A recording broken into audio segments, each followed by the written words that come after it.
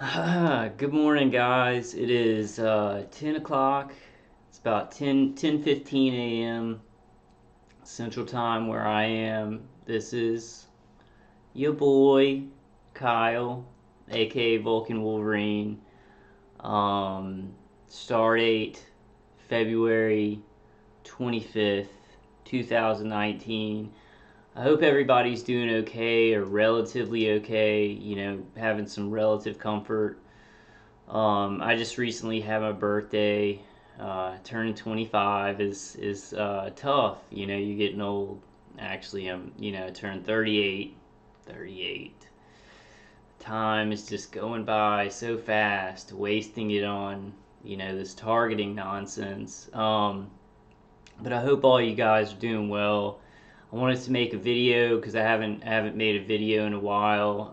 I was spending a lot of time with my family this weekend and didn't mention targeting much. I actually went to two birthday dinners. My parents brought me out for one, and then with my grandma, and then me and my brother and my parents went out for another dinner. And it was good. I love my family, and we had a lot of fun. And Sunday, was it Sunday? Sunday, I actually helped my grandma. My favorite food is chicken and dumplings. And I actually made some with her. Like, she's just the best cook. Cornbread dressing, chicken and dumplings, gumbo, a bunch of southern dishes. And it was really nice. And I just try and for anybody who's dealing with this, and you really love your family, I've gotten to a point where I just hang out with them. I hang out with my family. I try not to talk about this. Sometimes it kind of slips out. We'll be talking about surveillance or technology in the world. Not like the other night we were sitting around the table and my dad said something about surveillance, and I said, well, they're setting up a grid, so basically they can surveil everyone in every location. I mean, that's kind of what they're going for with 5G and the microwave towers, and smart meters and everything, and cameras on phones and cameras on the computers and everything like that, and also and heavy metals and nanotechnology that we're all ingesting and that's getting on our skin, basically covering everything so that there's a grid system set up where they can surveil everybody. And my dad was like, "Oh, you're depressing me," and I kind of, I was like, "Oh, well, it's dancing on my head every day, so I have to deal with it. I have to think about it."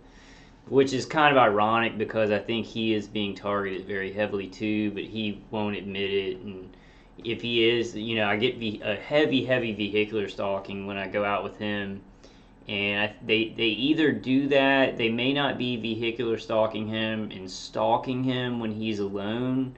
He may just be being hit with the neuro weapons, but they do it heavily either because he is getting vehicular stalked and gang stalked without me, like where he lives in Florida, and then when he comes here, it happens to him here, or they're trying to get me worried about that, because I do worry about that. And then it was like, I guess I don't want to get too much off on the negative stuff, but the other night, my brother once like shot a gun too close to his ear, and he has permanent tinnitus in one of his ears.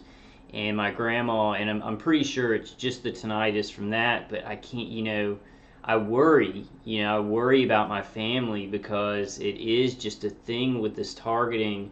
When your family members, they will either try and get them to help target you, and in the case of my family, my family would just never do that. So I think if they know your family's probably not going to do that, then they just target. They end up targeting them just because they're close to you, because that's the easiest thing to do. They're surveilling you, so they surveil your family by what's the word? Just by proximity, and it's easy to kind of pick another target in your family. And they also are trying to target people and see the same kind of genetics, like because DNA genetics is a big part of this, and how certain genetics react to certain things. Genetics in relation to neurological function also is one of the experiments and protocols they're trying to find stuff out about with neuroweapon experimentation. I'm getting way off track. I just wanted to say I had a good birthday, and I hung out with my family, and I love my family. And like my brother asked me, at dinner, had a great steak. We went to TJ Ribs, and my brother paid for it, and it was like I think a $30 to $40 filet mignon. So I'm lucky to have a family like that, and he's making good money.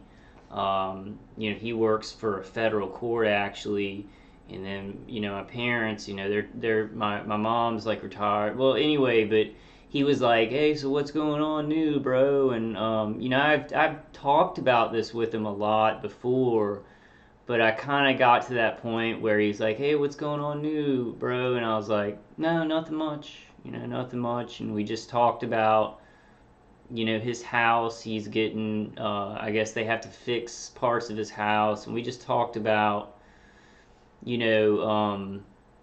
it's not trivial things to people who aren't going through targeting, but to me, it's just like, wow, the things that people talk about, they're so trivial compared to what's really going on in our society.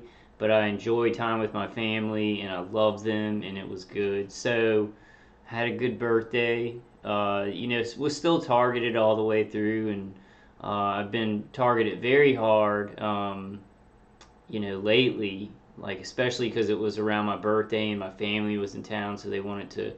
My attackers wanted to target me very, very hard. So I guess I wouldn't go hang out with my family or something. But I pushed through. Like I woke up and I was just feeling like, and it was Sunday. I woke up at about I don't know, noon or something like that. And I ended up going over to my grandma's house, but I was just like all torn up. I could barely think. And my mom like texted me and was like, "Hey, come make chicken and dumplings with us." And I was like, I'm not gonna be like, "No, I can't go." I'm just gonna push it. I'm gonna push it and go hang out with them because my grandma keeps saying, "Well, this is the last time I'll be with you for your birthday," and she's having health issues. That's one thing that really was worrying me. And I'll get off of this because I have a lot to go through. Have a lot of subject matter today.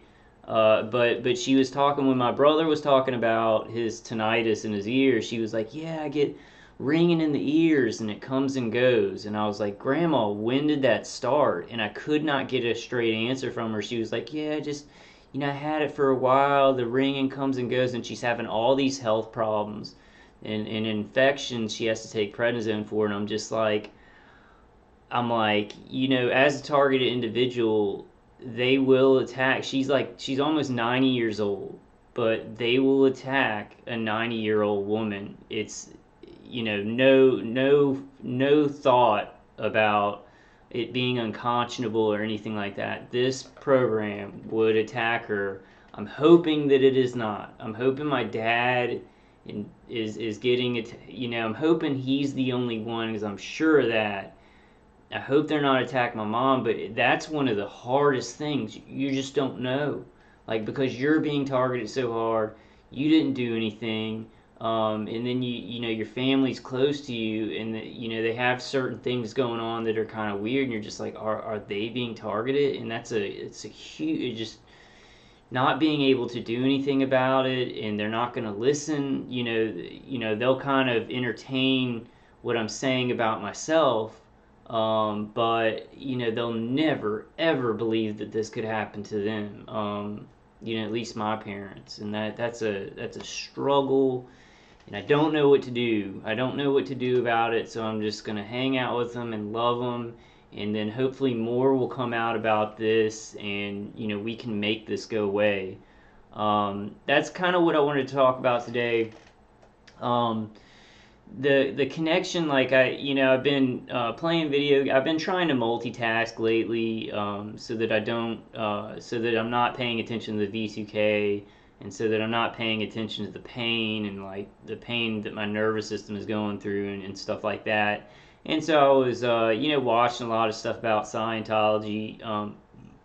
Excuse me guys. Leah Remini came out with that. I hope this is picking up sound, because I had to open the program as administrator because my attackers made it so I couldn't open this program. So I figured out a way to open it as administrator, and I hope it's working the same way.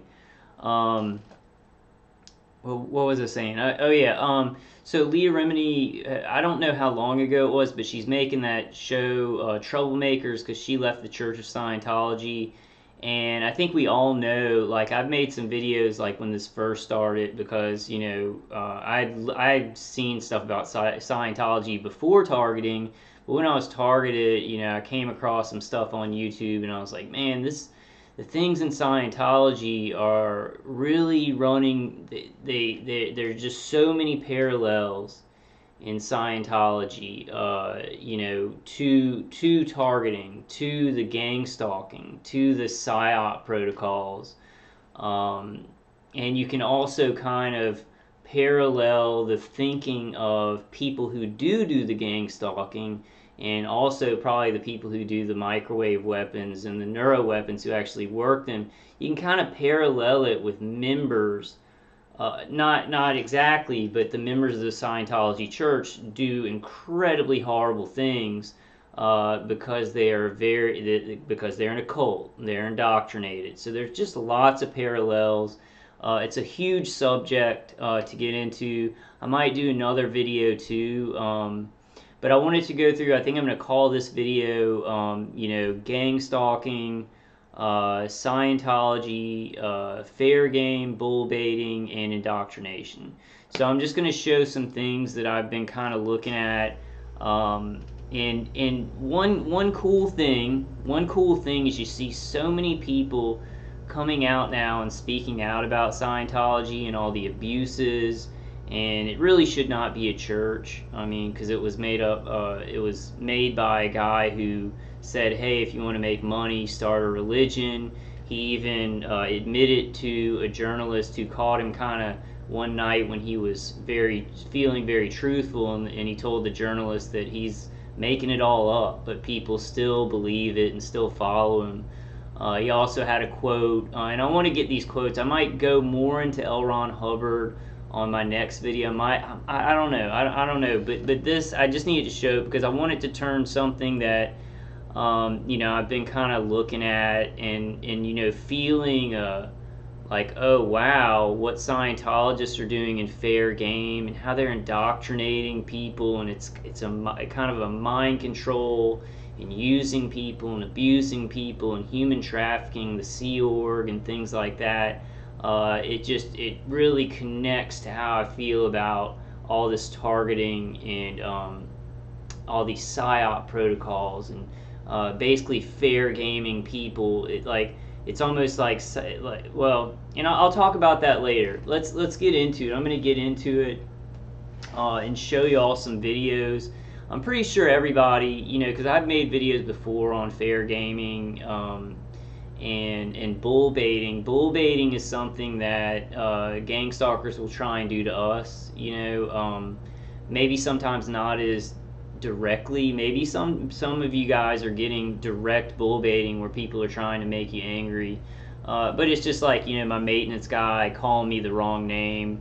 It's gaslighting, but it's also bull baiting, because he wants me to get angry about it and say something like, well, that's not my name, and so I look crazy or whatever. So there's tactics, there's psychological tactics in fair game, and following people around, false flagging them for crimes they didn't commit. There's all sorts of things Scientology does that, and I'm going to try and get more evidence. Well, let me start it off, but you guys kind of understand there are some parallels there, and so I wanted to kind of bring out some things about the subject. So let's begin. I'll stop babbling. I am 38 years old, so I'm mature now. So let's watch this video, and I may stop it to comment or play it all the way through. I kind of got a bunch of stuff I want to show, and I'll wing it. Hopefully, if they do copy strike my video or copyright strike my video, it'll just be demonetized and not stricken from YouTube, so nobody can see it. We'll see, because I kind of want to show part of a movie. I'm going to show like 10 seconds of it, of a documentary, and I'm a little bit worried that my whole video could get taken down. But we will cross that bridge when we get there, which is kind of ironic because in Scientology you go up the bridge to freedom or whatever, whatever you pay, $500,000 to $1 million to maybe even more to get. But let's begin. D.C. sentenced 9 persons to prison terms of up to 10 years for a variety of crimes. A couple of months ago, a federal judge in Washington, D.C. sentenced 9 persons to prison terms of up to 10 years for a variety of crimes to which they had pleaded guilty, which may not sound unusual on the face of it, except that these 9 were among the top leaders of a religion, the Church of Scientology. Along came an unknown group calling itself United Churches of Florida, looking for a place to settle. Well, it turned out that United Churches was in fact the Church of Scientology, and that initial deception infuriated these citizens of Clearwater. Their former mayor, Gabe Cazares, was bitterly skeptical of the church. L. Ron Hubbard has stated that Scientology is extremely wealthy, that it has the money to buy cities and even countries. That destructive cult has to know that sparkling Clearwater is not for sale. The mayor continued his attacks, and for his pains he was placed on the church enemies list. They set out to smear him with sexual innuendo, to ruin him politically. I read to him from a church memo, culled from documents we acquired in our investigation. The purpose of this operation is to actually get real documentation into the files of Mexican License Bureau or bureaus, stating that the mayor got married in Mexico to some Mexican gal 25 years ago who is not his wife, so puts the mayor in a position of bigamy. This can be accomplished either by a bribe or a covert action. So what you're saying was that they were trying to destroy your character, assassinate your character. Without question. Reporter Betty Orsini was doggedly pursuing the story of the church's undercover campaign in Clearwater. So, the St. Petersburg Times wound up on their enemies list. Scientologists stole files from the paper's legal offices. Its reporters and editors were harassed. Only, says editor Eugene Patterson, only because the St. Petersburg Times was covering a news story. That's all we were trying to do. Find out who they were, what they were up to, so that we could inform the community. What about the reporter who was involved in the investigation? First, they slandered her to me in an effort to compromise her job. Slandered her? Saying she was printing lies, that she was not giving their side, that she was being unprofessional. After that, they went after Mrs. Orsini's husband. He heads up a small charity here in St. Petersburg, Easter Seals. He's the executive director. And once they found they could not get Betty Orsini off the story, or get the St. Petersburg Times off it, the next thing we knew, an anonymous letter, a poison pen letter, charging criminality to Mrs. Orsini's husband, landed on our city desk and that of 2 or 3 other newspapers in Florida. The man was innocent, and I think they thought that we were some Bush League newspaper that they could scare out of the box. Paulette Cooper wrote a book back in 1971 called The Scandal of Scientology. Now, the Scientologists did not want you to read this book. To try to silence her, the so-called Guardian's Office of the church cooked up a scheme to steal some of her stationery and make it appear that she had sent the church office 2 bomb threats. I read from one of the forgeries. James, this is the last time I'm warning you. I don't know why I'm doing this, but you are all out to get me. I'll give you 1 week before Scientology is an exploding volcano. I'll knock you out if my friends won't. Right. And as a result, I was arrested. I was indicted on 3 counts. I faced up to 15 years in jail if I was convicted. The whole ordeal fighting these charges took 8 months. It cost me $19,000 in legal fees. I went into such a depression. I couldn't eat, I couldn't sleep, I couldn't write. I went down to 83 pounds. Another church plot against Cooper was named Operation Freakout, intended to get her placed in a mental institution until she stopped writing about Scientology. Church officials even launched a graffiti campaign against Cooper. They put my name up on walls in New York City where I live with my phone number so people would call me. They put my name on pornographic mailing lists so that I would get all kinds of disgusting mail. You see, for years I was saying that these types of things were going on. And people thought, well, what is she talking about? This is a church. And finally, after 11 years, I see that everything I said was true and that Scientology turned out to be worse than anything I ever said or even imagined. The two church leaders went on to explain that those attacks were made only in response to perceived threats to the existence of the church. You set out to smear Gabe Cazares, the then mayor of Clearwater, smear him with sexual innuendo, harassed his wife on the telephone. The Church of Scientology. You must admit, if I lived in Clearwater, if you lived in Clearwater and weren't a member of the Church of Scientology, you'd say, what in the world has this got to do with religion? I think that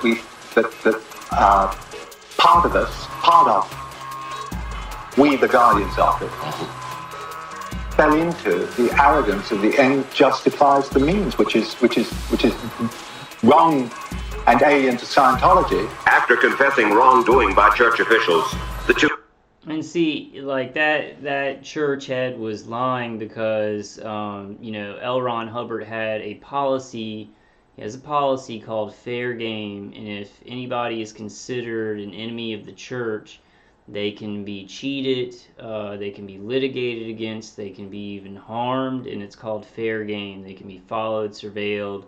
So that's what fair game is, and I'm sure a lot of you guys, know what that is. They actually have a policy, and even if somebody is declared an SP, a suppressive person, they can also be fair game. They can be, false flagged for crimes, break-ins to their house, people harassing them, people tailing them, in cars and things like that.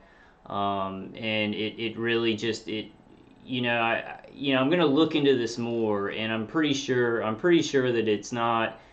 No, I'm sure it's not a coincidence. It's not gang stalking having parallels to fair game is not a coincidence. I'm just not sure if because there was Operation Operation Phoenix that did the same sort of things and things in the Eastern Bloc and type of gang stalking, Zerzetsung type things. But I think that the agencies that do this, like DHS Fusion Centers now, and other agencies like private security contractors and things that are doing this for the DoD, they have pulled the best practices from all these things that have gone on throughout the century, and before. Best practices for psyoping, for harassing a person, for destroying their life. And I think that they got a lot of what they're doing to us, to target individuals, from fair game. Either they cooperated with the church and got certain information and studied what the church was doing, or indirectly just studied what the church was doing without the church's knowledge, and then used it for their programs. So I'm very sure it's not a coincidence. But let's continue. Who nonetheless insisted that the church's founder, L. Ron Hubbard, had nothing to do with such methods. So I read from a Hubbard policy letter. If there will be a long-term threat, you are to immediately evaluate and originate a PR campaign to destroy the person's repute and to discredit them so thoroughly that they will be ostracized. That I have never, ever seen an issue, and I'm familiar with this documentation. I have never seen such an issue. Well, have you seen that? Yes. Yes. Now this in this form is... May I see it just a second? Yes. It says here, don't ever tamely submit to an investigation of us. Make it rough on attackers all the way. You can get reasonable about it and lose. Banish all ideas that any fair hearing is intended and start our attack, the Scientology attack, with their first breath. Never wait. Never talk about us, only them. Use their blood, sex, crime to get headlines. Don't use us. Yes, that's Always say, never what are your That's right. crimes? It was apparent that although the two church leaders that the Church of Scientology, like if you ever see any of the Scientologists where they go and They film some of the members in Florida. They'll go up to them and ask them about Xenu, and they'll ask them about the church and stuff like that. They'll ask them, why did the church, fair game, Paulette Cooper, and then there's many other instances. A huge topic. There's a lot of awful things that the church has done, and is still doing. David Miscavige, he's now the head of the church, and his wife is missing. If you go, I go into my YouTube and I put where is, and it's Shelley Miscavige is her name. It's for where is. The first thing that comes up is where is Shelley Miscavige, and nobody knows where she is. It's been like 20 years, and nobody knows if she's still alive, if she's doing all right. So the church has done horrible things. But if you talk to anybody in the church, or even lower down people, what they'll do is they'll be like, what are your crimes? What are your crimes? What did you do? What did you do? They always turn it on you. And that really reminds me of our attackers, gang stalkers, and the people who use neuroweapons on us. Because, I haven't done anything, I'm innocent, but they pretend that you're guilty. You're guilty. You're guilty. Attack to destroy a person. That cult mentality of just do whatever it takes to protect us when it's just attacking people, when it's attacking people for no reason. But let us seemed eager to plead guilty to church wrongdoing. They apparently had not communicated any comparable sense of guilt to these church members. You say that ethics are very important to a Scientologist. Very to me. Well, then please try to help me understand. The ethics involved in trying to smear the mayor of Clearwater, in trying to get the job of the fellow who runs the St. Petersburg Times. All true and all acknowledged. In the name of religion? Doesn't that make you say, hey, my religion would do a thing like that? In the name of survival of a religion? If these people are trying to knock the religion down, what do? Sit back? Look, this is not the first persecution of a religion. And you really believe that Gabe Cazares and the St. Petersburg Times and Paulette Cooper were trying to destroy Scientology? Cooper I do. Therefore you commit crimes going after Paulette Cooper. You forge letters that bring her up on federal charges that she's going to be a bomb thrower. You destroy her name. You indulge in sexual innuendos. A church does that, Mr. Fenninger? Well, I was not informed about all this, really. You read? No, I don't. You know what I do when I read that kind of stuff about Scientology? I don't even read it. Why? Because it doesn't interest me. Let the people who have to handle it. Because I have too much to do, and I can't be bothered with that kind of stuff. Let them handle it. But these are people... Because we will survive. What you seem to be saying, in effect, is to Clearwater, mea culpa. We were wrong. Our shame. Now let's move ahead. Exactly. Yeah. There was a time, if you were worried about your son or daughter being in a cult, you could get help from a small, non-profit organization called the Cult Awareness Network, or CAN. For 20 years, the nation's best-known resource for information and advice about groups it considered dangerous.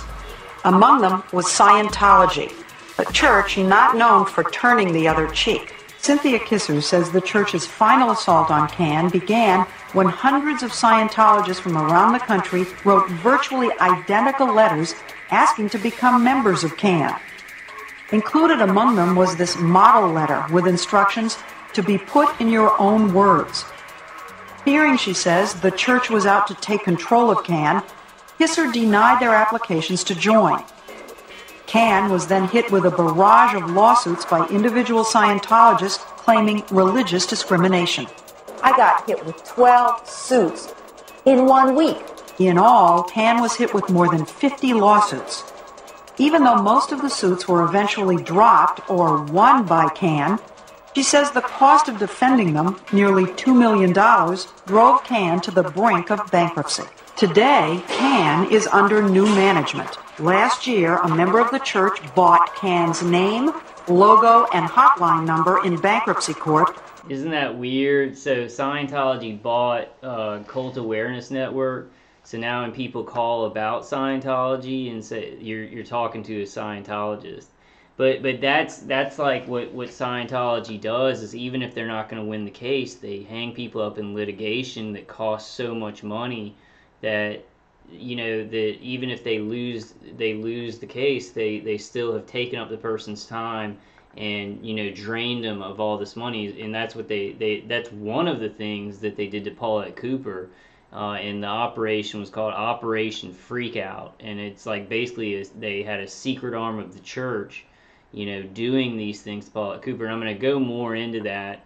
Let's finish this out. But now CAN is owned by Scientology, so if you call CAN to get help with cult, even if it's not Scientology, they're just going to try and get you into a cult, Scientology. So it's just for $20,000. Hello, Cult Awareness Network. Now when you call looking for information about a cult, chances are the person you're talking to is a Scientologist.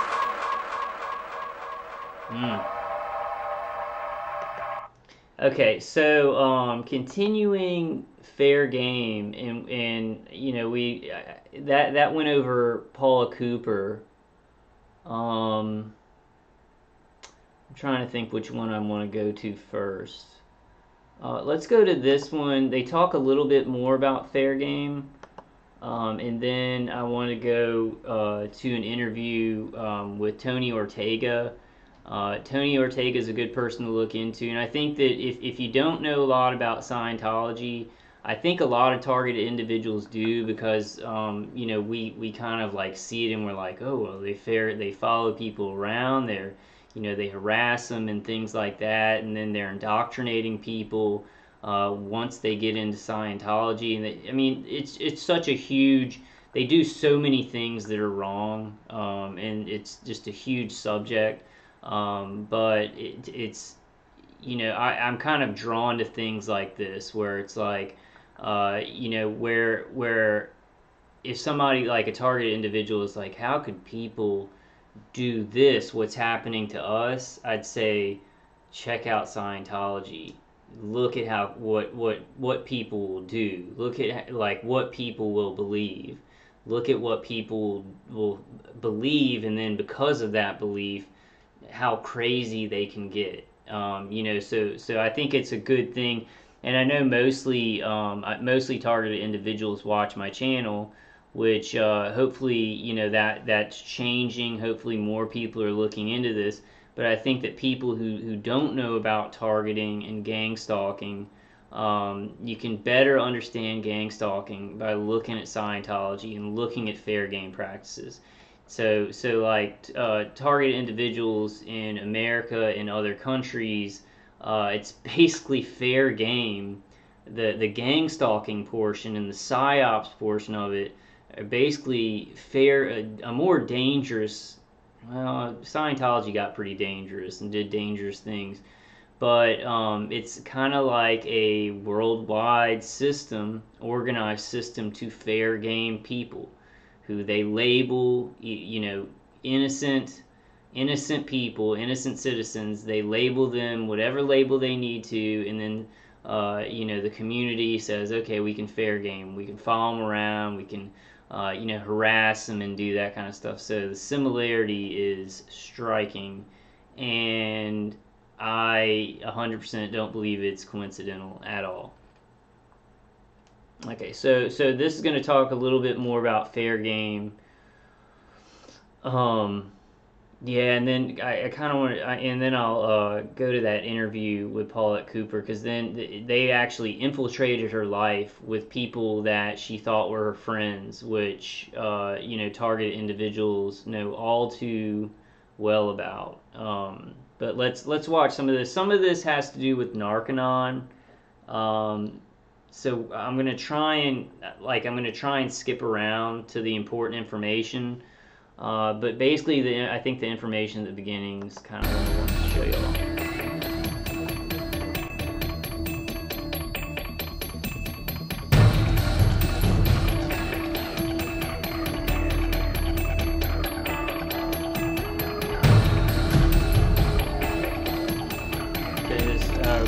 me read that for you guys. I was reading it for myself. Let me read that to you guys. Spoke to the police again. Since blank on the internet, too many prank phone calls. A few days ago, a woman at the end of the street taking pictures on the corner across the street. I realized now she was...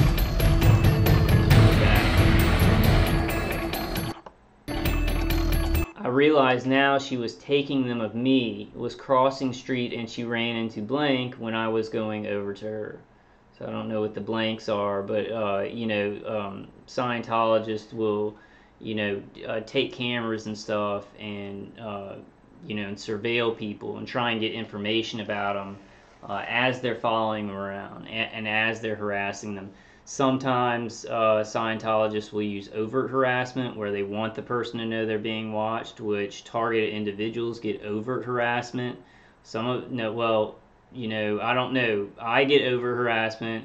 A good percentage of targeted individuals get overt harassment. I think if you're getting state-of-the-art mind control, you'd maybe get covert harassment when they're trying to get information out of you, but Scientology does overt and covert harassment, where they want the person to be intimidated, they want the person to know they're being harassed and followed, and then sometimes they do covert harassment, like recently, I don't think it was that recent, but the leader of the church was doing covert harassment to his own father who had left the church. So David Miscavige was doing covert harassment to Ron Miscavige, and I think he was paying the people doing the covert surveillance. Did I say harassment? Sorry. Covert surveillance. I think he was paying them like $10,000 a week to just covertly surveil his father and get information about him. So it gets really, really weird. People get really, really weird, Let's continue.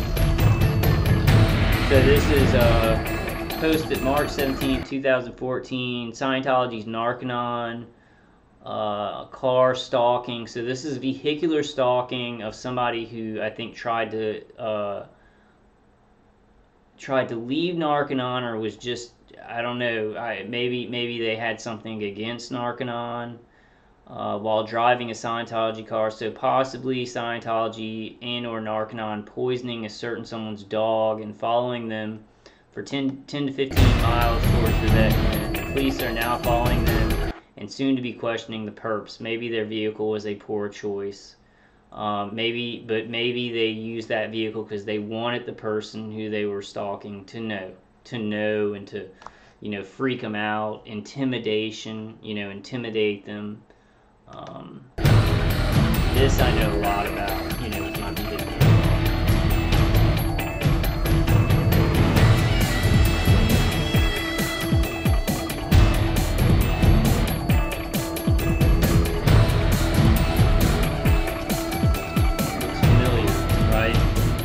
Targeted individuals is very familiar. We could find them, just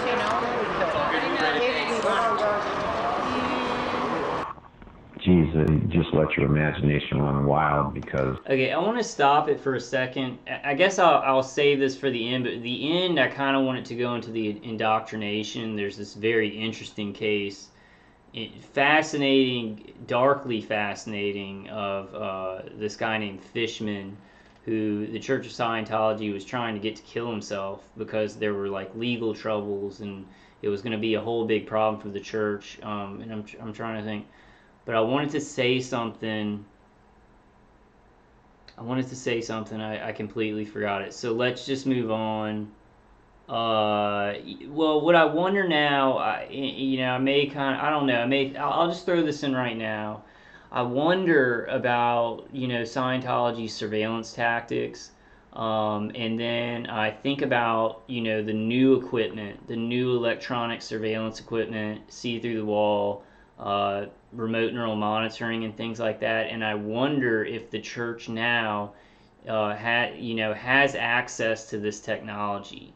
I do wonder that. I don't wonder if I'm being, if I'm being stalked and hit by Scientology. Maybe there's some target individuals out there who are, but that's kind of what I'm wondering. I'm wondering if nowadays they do use this modern equipment to hit people and fair game people, and maybe that's why we don't. Well, we do still hear about fair game, but that's kind of something that I'm rolling around in my mind. It's like, I wonder if they have been able to get their hands on any of this. Now, I think that all of us as target individuals, it's the organized kind, so the largest percentage of us, it is, organized. It is these contractors who are working for the DoD and the Pentagon. It's for the research and experimentation. It's too organized. It's 24 hours a day, all the time. It takes a lot of money to do that. But Scientology does have that kind of money. And they may be doing it to a certain percentage of the people in the population. I wonder about that. That's just a theory. I'm going to be looking for more evidence in connection with, because I'll show you all something today after this, but let's move on. I don't want to babble on too much about stuff that may come up in these videos. We were allowed to do that. It's like anything you could think of was basically okay. Fair game was a policy letter written by LRH, I guess, in mid-60s, I think. And it was a fundamental geopolicy. Fair game meant that a Scientologist could do anything to an enemy of Scientology. Didn't matter what it was. You could actually physically harm the person. You could lie to them, sue them into poverty, destroy the person's reputation, or destroy them physically if you wanted to, with no repercussion on the Scientologist for having done it. That's what fair game means. Scientology is willing to spend any amount of money they need to. They don't care how much it costs. The purpose is not to make any money off of the litigation. The purpose is to silence the critic. Yeah. There is a directive written by Hubbard, which is called the Special Zone Plan. And in that directive, he orders Scientologists to get themselves jobs close to powerful people in politics, in the media, in whatever sphere of influence they can get themselves into. Ladies and gentlemen, 10 years ago I gave a speech here in Hamburg. That speech was called The Dark Side of Scientology, and it can be found on the internet if you're interested. In that speech I said that Scientology could be reduced to 3 fundamental concepts: power, purge, and punish. Power referred to the goal of Scientology to clear the planet and eliminate all opposition to Scientology. Purge referred to Scientology removing all critical or negative documents and information from government, files, and public accessibility. Punish, I said, was the darkest of all sides of Scientology. It took 2 forms: an internal Orwellian form of eliminating any dissent or critical thought, and an external form of punishing critics and uncooperative government officials with copyrighted policies of terror and psychoterror for the handling of suppressive persons. Persons who impede or oppose Scientology's objectives. These written policies are loosely called fair game, and they can take different forms: intelligence, investigation, intimidation, litigation, fraud, and deception. These 6 forms of Scientology fair game are the principal means with which the Scientology enterprise uses and exploits the United States system of law for its own ends. Next came the Scientology Public Investigations section, and in 1966 these Scientology departments were merged into the Guardian's Office. the Church's very own intelligence agency. It handled public relations, litigation, intelligence gathering, and the like. The Intelligence Bureau not only conducted black ops, but it also engaged in intimidation and worse, what has been properly classified here in Europe as psychoterror, and even terrorism, being perpetrated by a California-based religious corporation calling itself a church, which now numbers about 50,000 or less members worldwide. Falsely inflated membership claims are part of the fraud on the public. But the abuses, the human rights abuses, is the main thing. People that were patients there had paid $23,000 to go there. And if so they broke one of the rules... this goes into Narconon, and a lot of people have actually died from it. There's a lot of things going on with Scientology. I don't want to really go over that today. I want to see if I can... Let's see if I can find that next part on fair game. Here we go. And then we might move on. I want to move on to the Paulette Cooper stuff. So we'll listen to this guy for a second. Where it said that we weren't supposed to do anything illegal. I became aware in the course of my training that things were being done that were illegal. I went to the Deputy Guardian for Intelligence U.S., who was Terry Milner. I said, some people aren't following this policy. They're doing things that are illegal. And he knew about it. That's what I found out. He says, yeah, I know about that. And I, out of fear, did not take it any higher than that. I just dropped it. Because I figured if he knew about it, then the worldwide knew about it. And I figured Mary Sue knew about it. And I couldn't imagine her withholding anything from Ron. I figured he must know about it too. So if I make any waves up lines about it to try to get that activity stopped, then I would be dog meat. As far as Intelligence Bureau's handling of people, there's an issue. I don't think it has a title. Nobody signed it. It's not any kind of a formal issue. It was just typing on a piece of paper. My impression was that LRH had written it, because I can't imagine anybody else in the organization writing this and getting away with it. They would have been pounded into the dirt for having written it. The overt data collection was just stuff that was publicly available through public records, telephone books, library information, court documents, traffic tickets, you name it. We checked every possible source, voter registration records, just everything you could think of. Then we had a general picture of the person. We knew who his relatives were and who he was connected to, where he worked, all that kind of stuff. That came from overt data collection. Then you go into covert data collection, which was essentially, probably getting a spy in on the person and trying to find out what kind of misdeeds the guy was up to, what are this guy's crimes, what is he doing? Is he cheating on his wife? Is he, taking drugs? Is he doing anything else that broke any kind of a law whatsoever? That's what we were looking for. I don't know the details on it, but it was causing a public relations slap when people were labeled fair game. So a issue came out that said, stop labeling people fair game, which was done. We stopped calling people fair game, but the action of treating them like fair game never stopped.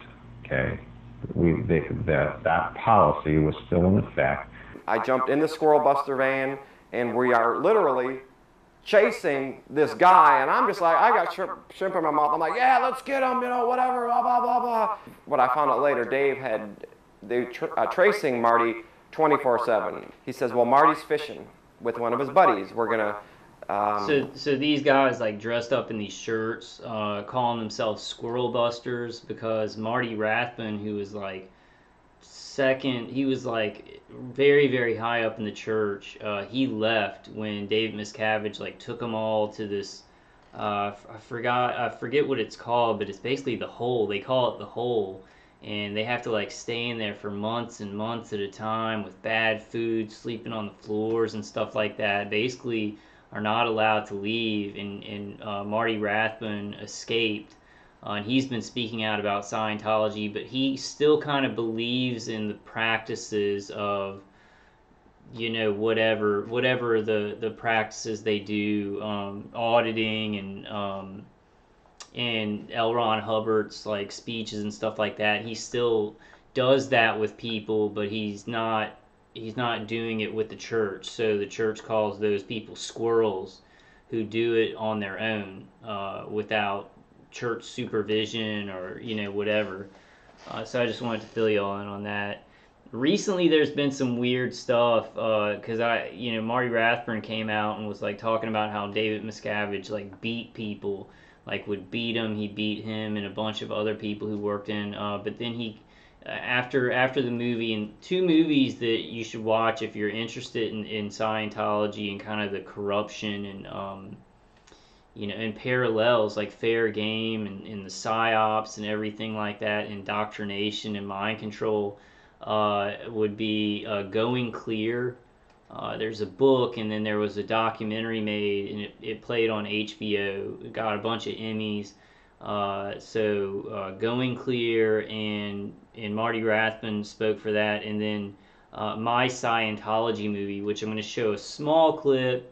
It might get my video, I don't know, it might get it to disappear. I hope that it just takes the monetization off. But yeah, but it's weird because now Marty Rathbun, I think he settled with the church, and now he's kind of like going back to defending them and attacking Leah Remini and attacking Mike. I forgot the guy's last name, but he's attacking all the people who are anti-Scientology, calling them a cult. So the church has these deep tentacles and can pull people back in, and it's very it's just very weird. And I would definitely not call it a church. It is a cult. They did get a 501c3 status because they basically caused trouble for the IRS until they were given that status. They strong-armed it. And just the abuses, the human rights abuses. They did child labor, for a long time. I don't think they do that anymore, but for the longest amount of time, disconnection. There's so many awful things the church does. It's a very interestingly weird, dark subject. And it really just has these eerie parallels to what targeted individuals go through, in our lives. What we were just pulled into. We didn't agree to be in a weird church or anything like that. But just some of these things like that gangstalkers do, like treating us like fair game, psyops, basically like treating us like an SP. In Scientology, they call a suppressive person. A suppressive person, you can do whatever you want to do to a suppressive person, He said ambush. He says, we're going to kind of ambush him there. So we drove up in the squirrel buster van, and we hid. I mean, we literally hid behind a bush, and we would look out, look in, and we have our cameras ready. When Marty and the people that he was with came over the fence, we swarmed. I mean, it looked like something out of Cops or Cheaters. And Dave said, let them bump you. And I'm like, what do you mean? Let Marty bump me? He says, let anyone we record bump you. And I'm like, why? He said, so we can press charges. I'm like, really, press charges? I'm Marty Rathbun. Who are you? I do know this guy. So that's like bull baiting. What's your name? Trying to get him to do something They were violent. just vicious. They were like, we're going to get they call him the rat. That SOB, that rat. Agitated him so we're just much gonna that get Marty actually knocked that some night guy's I glasses came home off and was to arrested my wife again, for assault. and I said, man, this is crazy. This is nuts. These people this is purely just stalking. Stalking. Oh, no, I'm leaving.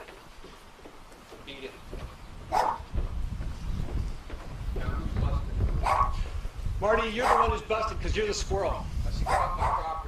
Okay, we'll get off your property. Marty, I'm with Squirrel Busters Productions. Now who's busting who?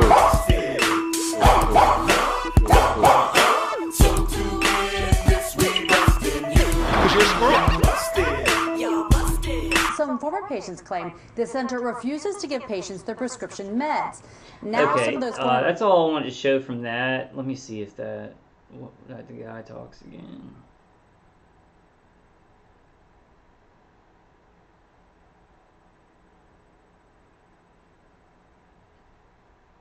Okay, I do want to show this part because they broke into somebody's house. Then the protesters went. Narconon employees followed us with cameras, both by foot and in vehicles.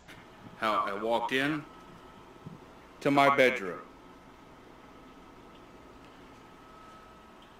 That is the position of the gun. The shells are out of the gun. Scientologist broke into his home and took his gun and put it on his bed and took the bullets and put them on his bed. Now that's something akin to like what we experience with gangstalking and people breaking into our homes and moving stuff around.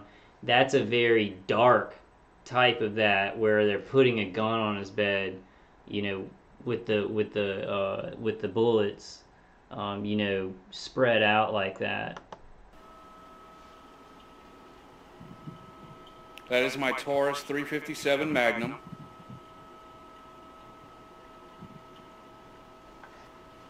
Given to me by my late Uncle Grizz.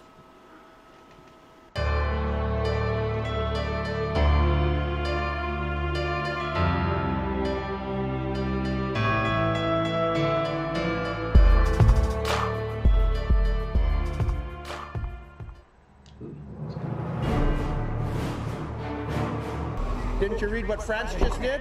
You guys are a fraud. You're a fraud. I'm a fraud. Okay, let's move on because it's getting kind of long, and I just wanted to show these examples, these kind of parallels to targeting, and just, you know, I'd been looking into it, and it's just, you can look at this, you can look at what happens with Scientology and with some of these policies that they make and stuff like that. And you can be like, in a targeted individual can be like, okay, yeah, people are crazy.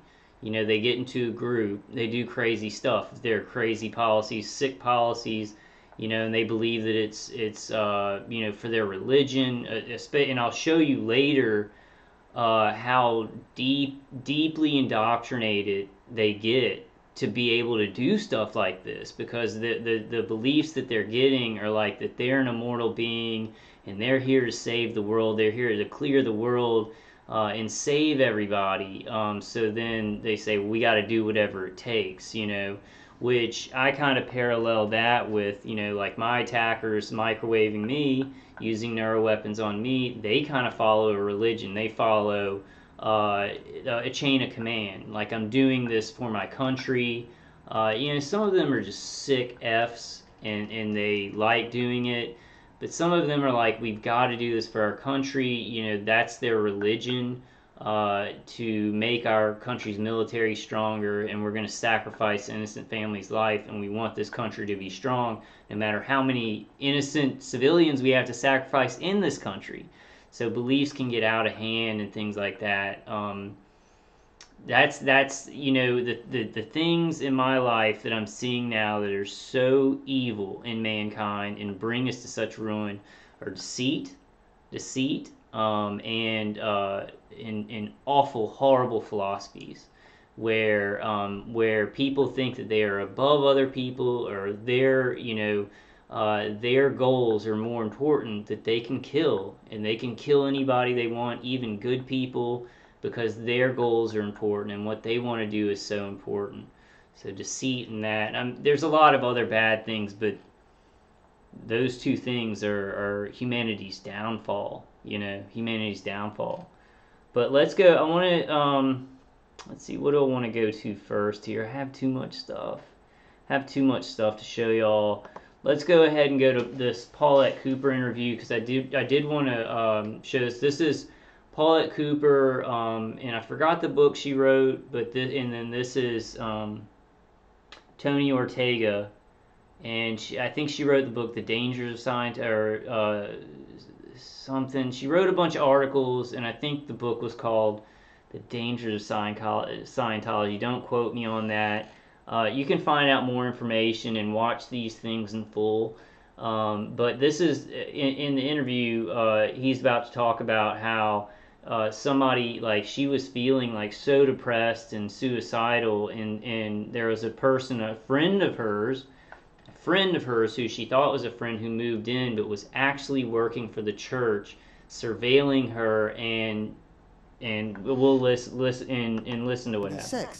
And maybe the most insidious thing done against her, I think, is that she was indicted in May 1973, and by that time they had sent agents in to befriend her, to pretend to be her friend, one of whom was a woman who moved into her own building named Paula, and Paula would come down every day. And then Paula started bringing over her friend Jerry Levin. And Paulette was getting increasingly despondent and depressed to the point where she could barely take care of herself, and Jerry offered to move in. Let me share expenses. Let me help you take care of your dog. And so from May to September 1973, Jerry Levin lived with Paulette. And he would encourage her to come up to the rooftop pool at night, where there was a ledge that he would jump up on, and he would try to get her up there. And he would say to her, hey, if you're not brave enough to do this, how are you going to take on those damn Scientologists? And it had a beautiful view of the Empire State Building and the World Trade Center, which had just opened that spring. And she just couldn't do it. But to this day, she really believes he wanted to get her up there so she could accidentally have a fall. Because I was so close to suicide, it's all I was and talking she was hoarding Valium pills because she was determined that she really believed that if there was a trial, an enterprising reporter could have discovered that she'd been indicted, and she was in fear of that every day. And she really believed that her career would be over, her life would be over. And she was saving up Valium that she determined to kill herself if the trial actually came. And in the 1977 raid, when they got the documents, they found Jerry's notes. And Jerry would report these things. She's talking about killing herself. She's saving pills. And he wrote, wouldn't this be great for Scientology? And we found him. He found him. This was one of the goals I had in the book, was who was Jerry Levin? Yeah. And it's a long, complex story. I don't want to go into it all, but there was a Guardian's Office operative named Don Alverso. Okay, he goes into how he actually found them and talked to the guy, but they're not quite sure if that was the guy who did it. But I just wanted to show that as an example of how they infiltrate. The landlady of the place she was living was working and reporting for Scientology. The guy who moved in with her and Paulette Cooper's pretty sure that they would go up on this thing. And he would be like, hey, climb up here, and she would never do it. But if she would have, he may have actually, gotten her, like, pushed her off, or she may have fallen off to her death. And he kept reporting back to the Church of Scientology, oh, she wants to commit suicide. Wouldn't that be great? So just these horrible infiltrations and psyops to destroy people who are enemies to the church because their beliefs are so important. Their money that they're making, I think it's more about money and the greed of it. From Tony Ortega, you listen to a lot of his interviews, and he says, like, and you hear this from a lot of people who got out of the church, that these heads of the church, they actually are true believers in this stuff. And it's hard to go into all the stuff that Scientology believes, because there's like these levels, OT1, OT2, OT3, you got the Xenu thing and everything like that, but they believe a lot more. They believe that you can look into past lives and you are a Thetan, which is really, really weird. Think about it, Thetan. The joke is, Tony Ortega made this joke, and I had already thought about this, but, we all know that L. Ron Hubbard, worked with, he knew Aleister Crowley, and then he worked with Jack Parsons. He was like he worked under Jack Parsons, and he was in the OTO. He was in that satanic religion. So think about it. He's making up this religion. He's like, we are Thetans. So, and also in the religion, it teaches how Jesus was the biggest SP. And you'll hear that later from one of these guys who went through all these OT levels. So these crazy beliefs that were just made up by L. Ron Hubbard, and L. Ron Hubbard had this whole history of Satanism. With this, I just kind of wanted to show the parallels of fair game and the crazy things the church done that can be considered psyops and things like that, and the indoctrination. But this goes deep, and that's why I wonder, and you look at Scientology, and you can kind of compare the beliefs to like the Kabbalah or Masonry, where they go up certain levels, and you can't know this information until you go up the next level. That's kind of, I think, what L. Ron Hubbard was doing. He's trying to make money, and he was also trying to spread this weird cult beliefs of Masonry, Satanism, and things like that in a different way, in his own creative way. I find his creativity disgusting, because when you use creativity to control people, and actually one of his quotes, and I'll find the exact quote, was he said, if you want to control people, you have to lie to them. And he said it like 3 times, and I think it's in one of his writings. If you want to control people, you have to lie to them. Write that down in your book. He said, if you want to control people, lie to them. So he was all about control. He was all about this philosophy of control. He also, let me go to this before I move on. And I want to find more documents on this. I may do another video on L. Ron Hubbard and like his history before this, and some other. There was something else that I wanted to go into. I didn't know I was this tired. I'm pretty tired, so I'm just gonna kind of introduce this. You guys look into it. I think a good thing is that so many people are speaking out against Scientology, and Scientology can't harass them all. They can't fair game them all, which is very hopeful for us as targeted individuals, because I think a lot of people are scared, especially people who know about this. They're scared to come out and talk about it, like people who actually work on it and stuff like that. But as more and more people come out and speak about it, they can't target all of us, And I know it's a way bigger, like Scientology's a little microcosm compared to targeting on a world scale that's happening now. But we can look at these things and how they're playing out, and we can kind of get our own game plan. And it's really cool to see Leah Remini coming out, and now it's just, people can talk about Scientology and criticize it, and they can't go after everybody, so it's kind of, and like I hope that this cult will be taken down.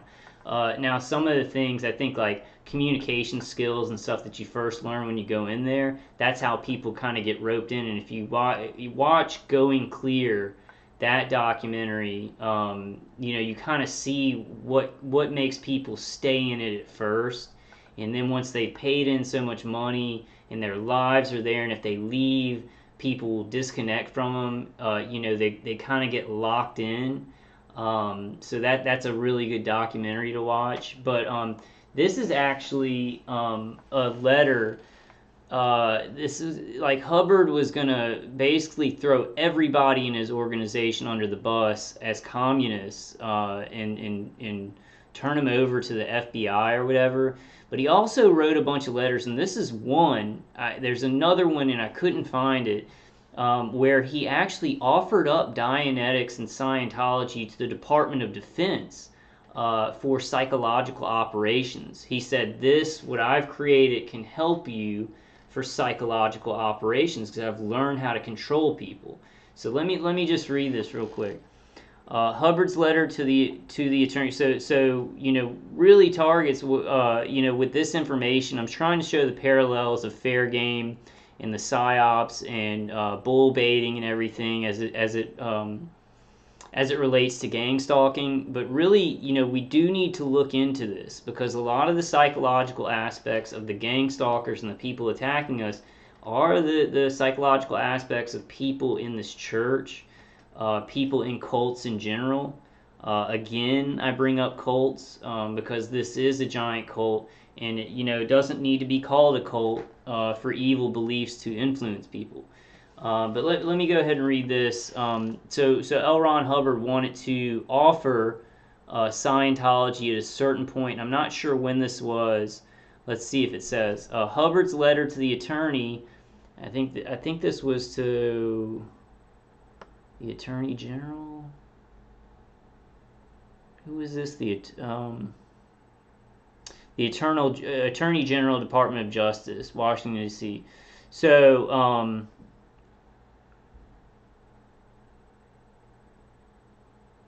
okay, so Hubbard's letter to the attorney ended with a plea for help and a reassertion that he wanted to work with the DoD on psychological warfare.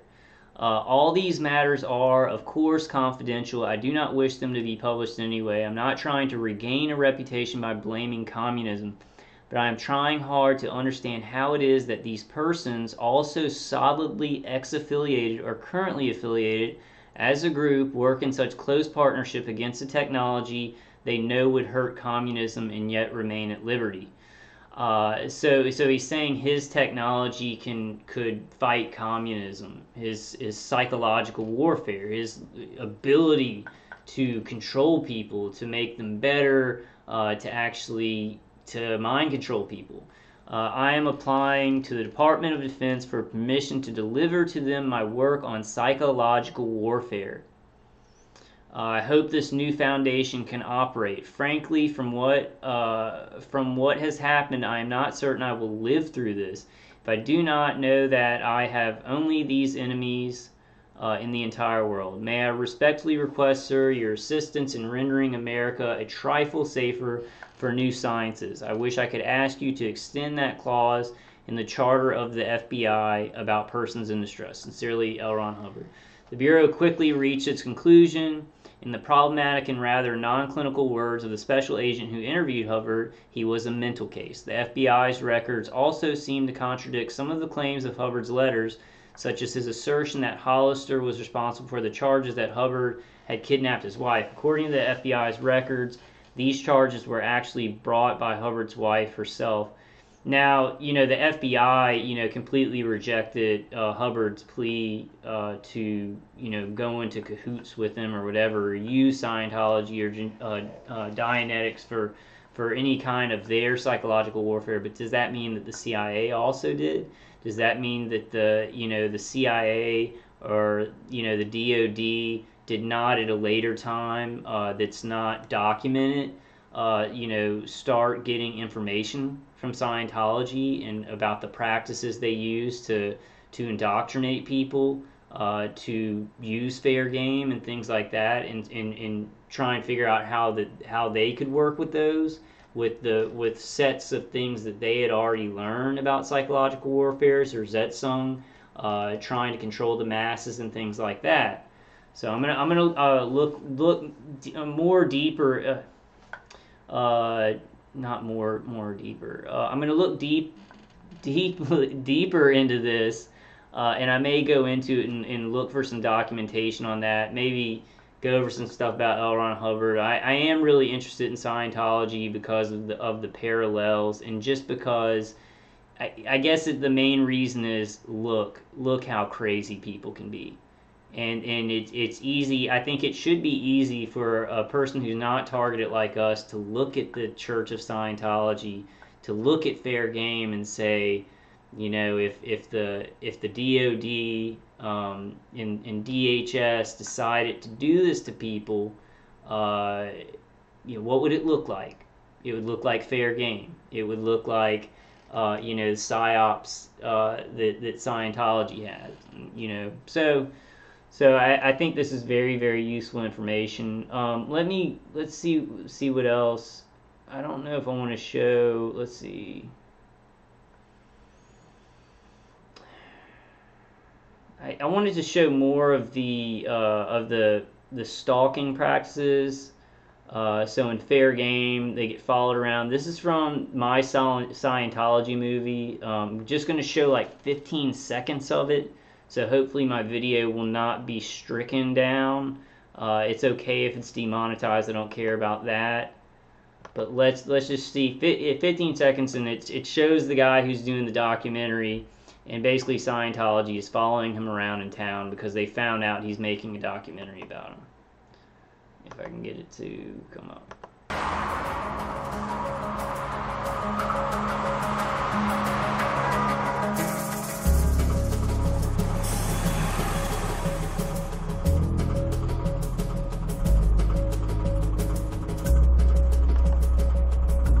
Shows that white truck following him. Okay, so I gotta stop it because that was about 15 seconds, and then I'm gonna go back to it. Show 15 seconds more. White car seems to be tailing us, and this is, you know, Scientologists always do this to people who are like looking into them or whatever. They'll follow them around like this. And they'll also do it to people they consider SPs, suppressive people who leave the church and are talking about them, or basically anybody who they see as a threat. Starts to look a bit suspicious. Follows them around for like 4 hours. And it's a white letting him know he's following. Tacoma. Just sitting there behind him. Okay, so I just wanted to show that. I don't want to show that too much, as a matter of fact. I'm going to pull that off of there, and then, okay, so I've gone through, you know, fair game and, you know, the psyops of Scientology, just skimming it, you know, because it's a huge topic, but I just wanted, you know, I kind of wanted to show y'all this, kind of the stuff that I've been looking through, and there's a lot more to look through. You know, Leah Remini's show is probably a really good resource. There's tons of stuff that happened to families and disconnection and things that happen to the Sea Org where they make little kids work. They wouldn't, you know, they'd separate kids from their parents to work and put them in separate places. Then, you know, David Miscavige's wife missing for like 20 years. Nobody's seen her. Heber Gentz, who is the president of Scientology International, Church of Scientology International. Nobody's seen him for many, many years, and they think that he's just working in a camp somewhere, and his wife is speaking out. But now I just want to show an example of bull baiting, because actually in my gang stalking and on some conference calls, not lately because I haven't been going to conference calls lately. I really need to get back on to some and get back in touch with the people in the conference calls. I kind of talked to some people offline, but I don't know. I've just been trying to kind of, get my mind together, and I haven't been feeling very good and hopeful. So I like to feel hopeful, like I can help. I don't like. I know I whine a lot, but I don't know. I'm going through some stuff. We're all going through some stuff with this targeting. I don't have to explain it to you guys. But anyway, okay. So I'm just stop talking about that. I just want to show bull baiting, because I've had this actually with real, like, in your face gang stalking. I've had bull baiting from people, and then on conference calls a while back, maybe like a year ago, I'd get a lot of bull baiting from people, and that's where people are like intentionally trying to push your buttons so that you blow up. And I've blown up on people, and started yelling at them and saying horrible things, and that's not the type of person I am. But when you're getting hit with microwaves, they're hitting you with a certain frequency to make you angry, and then somebody's yelling at you, you do blow up. Now Scientology, this example is without neuro weapons or anything like that, and that was just a theory that maybe Scientology does have access to this technology nowadays. I don't know how rich they are, if they are working in collusion with the DoD nowadays, where they give certain tactics and things that they're using. I don't know. I mean, that would be some good information to find. Those are just theories, but when you see something like gang stalking and you're like, wow, that's exactly like fair game, And it raises a lot of questions. It raises a lot of questions, and I think we can understand a lot by looking at these things that look like gang stalking, that really just, you know, are a spitting image for it. But I want to show you all an example of bull baiting. I'm sure a lot of you guys have experienced this from people. Even you could this is an example. You know, my attackers who are actually remote neural monitoring me and doing V2K to me, you know, they're like, hey, kill yourself, blah, blah. That's bull baiting. They want me to blow up. They want me to yell at air, because they're, you know, they are shooting stuff at me, but they're not right in front of my face. So that's kind of like an example of bull baiting. So check this out. This is John Sweeney. He did a documentary for the BBC called Scientology and Me. On YouTube, all those are erased. You can't get to the whole video, but this is like what happened next in it. So let's check this out. When Panorama investigates, sometimes heads roll. At other times, not very much happens, at least in public. But every now and then, as John Sweeney discovered when he took on Scientology, the people being investigated bite back. My mission, to find out whether the Church of Scientology still deserves its sinister reputation. We tried to negotiate access with the church, but couldn't reach agreement. We'd been talking to their critics and they knew it, and then the man we'd been negotiating with was waiting for us at our hotel at midnight. Church spokesman Tommy Davis. Hello, hi.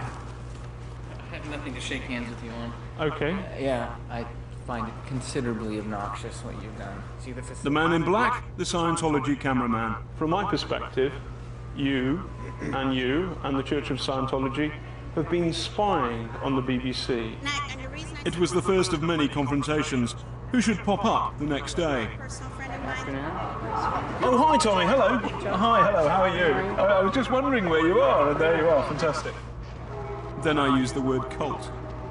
No, you listen to me for a second. You have no right whatsoever to say what and what isn't a religion. And up pops Tommy again. It's Tommy Davis.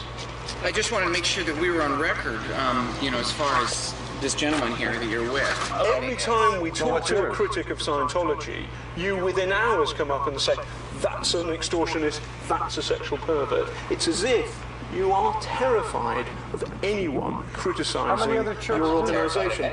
It's as if there's something that you've got to hide. I am not terrified of anything, and you know what? I have absolutely nothing to hide whatsoever. Zero. Hiding from Tommy wasn't easy.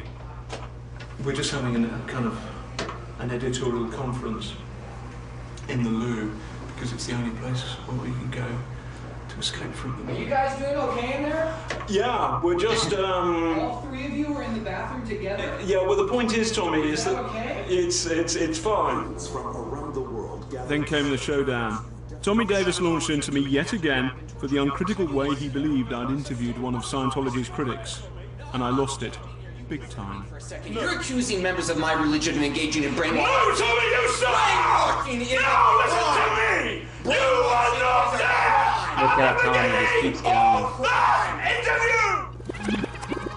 I apologized then and I apologize now. It was wrong.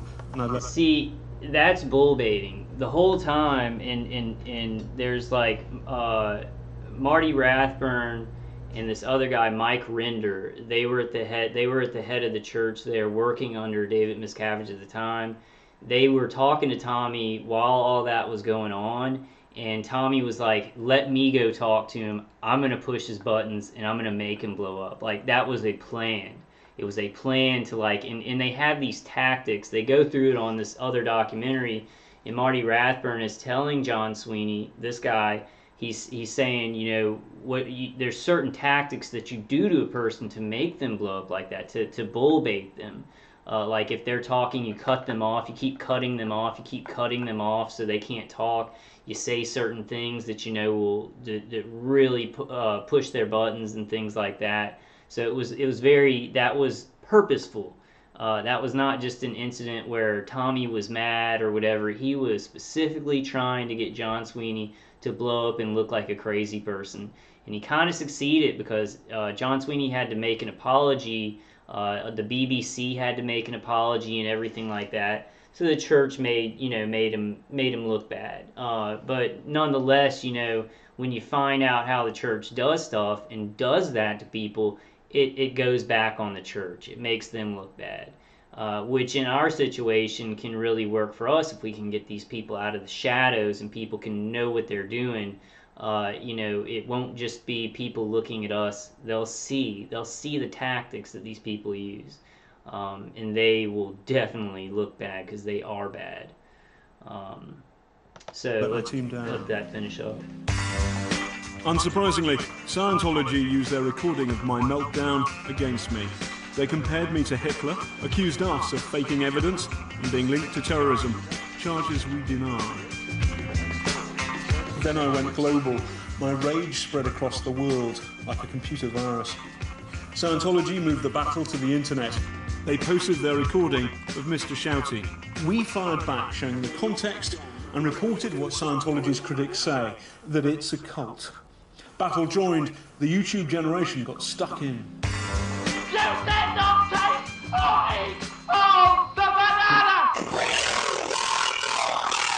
There's just something funny to me about a respected journalist who loses his cool during an interview, especially when he's an investigative journalist. So we decided we were going to make a video spoofing it. Who's in stop? You are not there at the beginning of that interview! Had nothing to do with Scientology because neither one of us are Scientologists.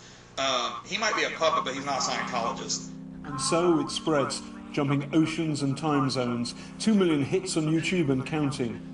Scientologists got some support. This is a professional, not. Look at his face turn red like a tomato when he starts yelling. Crikey, that guy's nuts. And I have some other examples of bull baiting, and I'm sure that a lot of you guys out there who are targets, you've experienced this with people in your life, especially if you have somebody close. I don't really have anybody in my family or my friends who are targeting me. Like, it's mostly strangers, but I think if you have people close to you, they will try and bull bait you and hit your button, push your buttons so that you act out. They're trying to make you act out. Okay, so I had some other stuff that I wanted to go through, but I'm kind of tired. I was more tired than I thought I was before I started making this. I want to go through this last part. This is a very darkly interesting case of Stephen Fishman. He's a Scientologist who, he went like all the way up the bridge or whatever, and he was like, I don't know, he was a high OT, and he was actually working cases, I think embezzling money to pay for his books and everything like that. He was doing something illegal. And he got in trouble, so the church actually told him that they wanted him to commit suicide. They gave him poisons and stuff like that so he could commit suicide. But part of their beliefs are that you're a thetan, you're like this spiritual being, so it's not really killing yourself. You're going to come back in the next life or something. And they were telling him that he would come back as a Sea Org member and be raised by Sea Org parents. And there's this whole case on it. He's now out of the cult. He's now out of the Scientology cult. That's what I've heard. That's what I've heard, is that he's out of the cult now. I'm not sure. But this is him when he is just into it. He's telling them about all the stuff that Scientologists believe. This kind of gives you an idea of why a Scientologist would do such crazy things, because they believe that the fate of the world is in their hands and they need to clear the world. They need to make everybody a thetan or whatever and get these aliens off of us.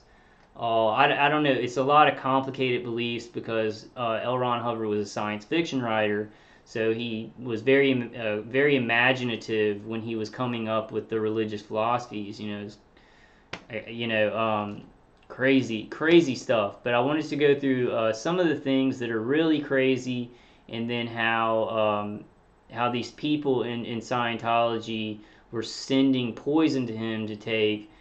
He decided not to, and then there's this huge case huge case about it, and it's kind of the indoctrination part of it, because to understand how crazy some of these Scientologists, and to understand how crazy some of these people, maybe not the gang stalkers, but the people who are using the microwave weapons on us, the people who are doing that, working for the DOD and these contractors, they have crazy beliefs. They have been indoctrinated to believe certain things where it's okay to sacrifice innocent families for their beliefs, for the big picture. So this is just it's a very dark, a dark case. It's a little bit funny. He's a funny guy, but it just shows how Scientology really mind controlled people. It really got them believing these things, and it's like the heads of the church were telling him, hey, they didn't call it suicide. They called it like leaving the game or something like that, and he didn't want to do it because he had this big role to play. And you'll see why he thinks he has this big role to play. And this is an important aspect of it, because what we're fighting in this world, what makes this world so dark and causes things like targeting and torture, are crazy beliefs, dark philosophies that are passed on and indoctrinated in people, and they get in that group, that cult, that dark philosophy, and then they can do whatever. They do whatever the group wants them to do. So this is a good example of that. So I'm going to show a couple of clips. So that's part 1 of 7. Is that the right one? Just show a couple of these, and then I'm going to kind of wrap it up. I didn't know it was going to take this long. And I'm getting I got a horrible headache. Like I'm like hot all around my neck and my head. So I might get off of here and listen to Dave Case's CD after this. But here we go. This guy is Stephen Fishman. This is like his lawyer, and I don't think a psychologist, but I think a social worker. We're talking to him for the case coming up against Scientology. Real negative statistics for an org, or for any of the dynamics, actually. Okay, I don't know what year this was, 1980 something, but I'm not sure the specific year. It's a very interesting. There is a YouTube video where it's the entire length of this talk, and it's pretty interesting. It kind of makes you go, you got to shake your head afterwards, because it's just so mind-boggling, insane. But you got to realize that Scientology indoctrinates people over many years, and they put in a lot of money to get to those different levels. So they have to stay in, and they think it's of value, and they're in there so long, so they get a little cuckoo. How vital is a Scientologist's right to go up the bridge? Well, there's 2 rights that have been interfered with in the physical universe. And those 2 rights are the right to one's sanity and the right to leave the game. Did you know that?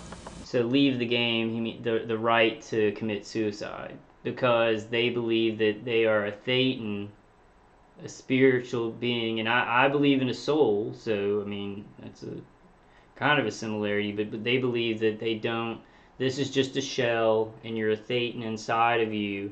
And then when L. Ron Hubbard died, they said that he just left that shell, but let's continue to listen to Mr. Fishman.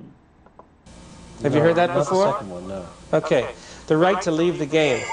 If a person does not want to be here, and if a person wants to go to, I hate when that happens. I want to interject something, and this is just a theoretical thing, because I've watched this like maybe 3 times. Once a long time ago, and then once recently, and then I watched it so I could find the parts that I want to show you guys. Once like years ago, and then one time recently, and I was like, oh man, that'd be kind of neat to show how indoctrinated somebody can be. But that part, and this is just a theory, but this is a huge case, and Scientology would bug people's apartments and put surveillance in their place, and so this is a huge case that could have brought down Scientology. So I think that they had his place bugged, and when they'd hit anything important, like he's talking about, we all have the right to commit suicide, then the phone rings. So I do think that was maybe somebody trying to call in and break it up, like kind of break up the questioning. But that's just neither here nor there.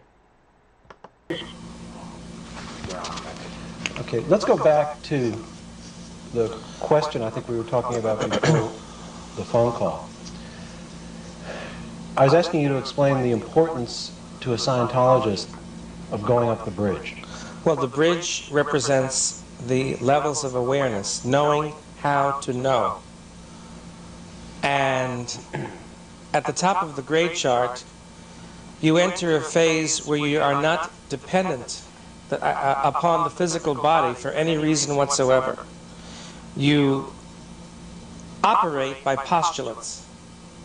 You say, let there be light, and there is light. In other words, that's a postulate. And you don't need any of the barriers of the physical universe in which to operate. Now, is it you, or do you mean, when you say you in that explanation, you the thetan or you the body? No, we're talking the thetan. Okay. The body is the genetic entity. So the you in this... There is no body you. You are not a body. I understand. That's the whole point I'm trying to make. I understand. So that it's the thetan that gains these abilities through the processing. Yeah, the genetic entity is no different than a genetic horse or a cat or a dog. Are these new abilities that the thetan acquires, or are these old abilities that the thetan... He looks like the brother on Arrested Development, with the glasses. Hey, brother. Maybe some of you guys will know what I'm talking about. These are exactly. They're old abilities that the thetan learns how to reacquaint himself or herself with. You mean I have these abilities? Absolutely.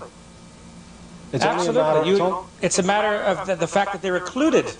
Your abilities are hidden. They're occluded because of all of the overts that you've committed along the line. How did it happen that the thetan lost the abilities? Because the thetan became the victim of his own trap. He built this trap called the physical universe because he wanted to create randomity. And he wanted to create, in other words, a big game where, picture yourself knowing everything there is to know and knowing how to know it. And there is an element of 2.5, which would be boredom on the tone scale. Okay, I just there would be an element of... He says they have the right to leave the game on that one. And then this next one, I think this is... I'm not sure. After all, if God is infinitely good and truth and love, why would he create a universe whereby every time we had to eat, some plant or animal would have to die? How important is it to you personally to regain your thetan powers? It's the most important thing in my life. I would do anything it takes to do it. Anything. At this point, in fact, I found out that Cult Awareness Network has some hidden Scientology data. Are you aware of that? No. Well, I found out. I made some calls, and now I'm trying to. Of course, I'm operating as a squirrel, obviously, because I can't do it standardly, but I have to get this data no matter what it takes to get it. What do you mean as a squirrel? Well, a squirrel, I didn't bring my tech dictionary back down here. It's up there. A squirrel is a person. Okay, and I just want y'all to get the part where he's like, to fulfill his role, which is so important because he has a role to clearing the earth. They have, through all these auditing sessions and the OT levels, he has gone through past lives and all that, and he has a very important past life that will mean clearing half of the population by showing that Christianity is not true, and that's the next part. But I just want to show that part where he's like, I would do anything, and that's, you know, the people in higher up management and his handlers basically were telling him he needed to commit suicide to leave his body, but he, you know, thankfully, because I think he got a lot better. I heard that he actually got out of the cult, but they were saying that he needed to leave the game and he would come back in another body. So this is the kind of crap that the church was doing, based off of their indoctrinated people who were, you know, just lost their minds because they're thinking that they're, you know, a Thetan who's going to come back in another body or something like that.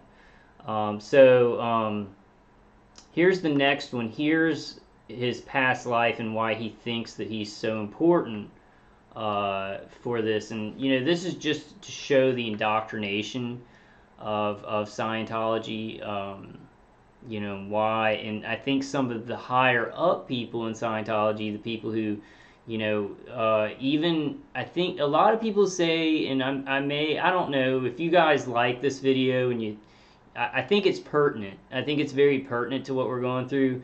But some people say that even L. Ron Hubbard started to believe he had stumbled onto something, even though he knew he was conning people.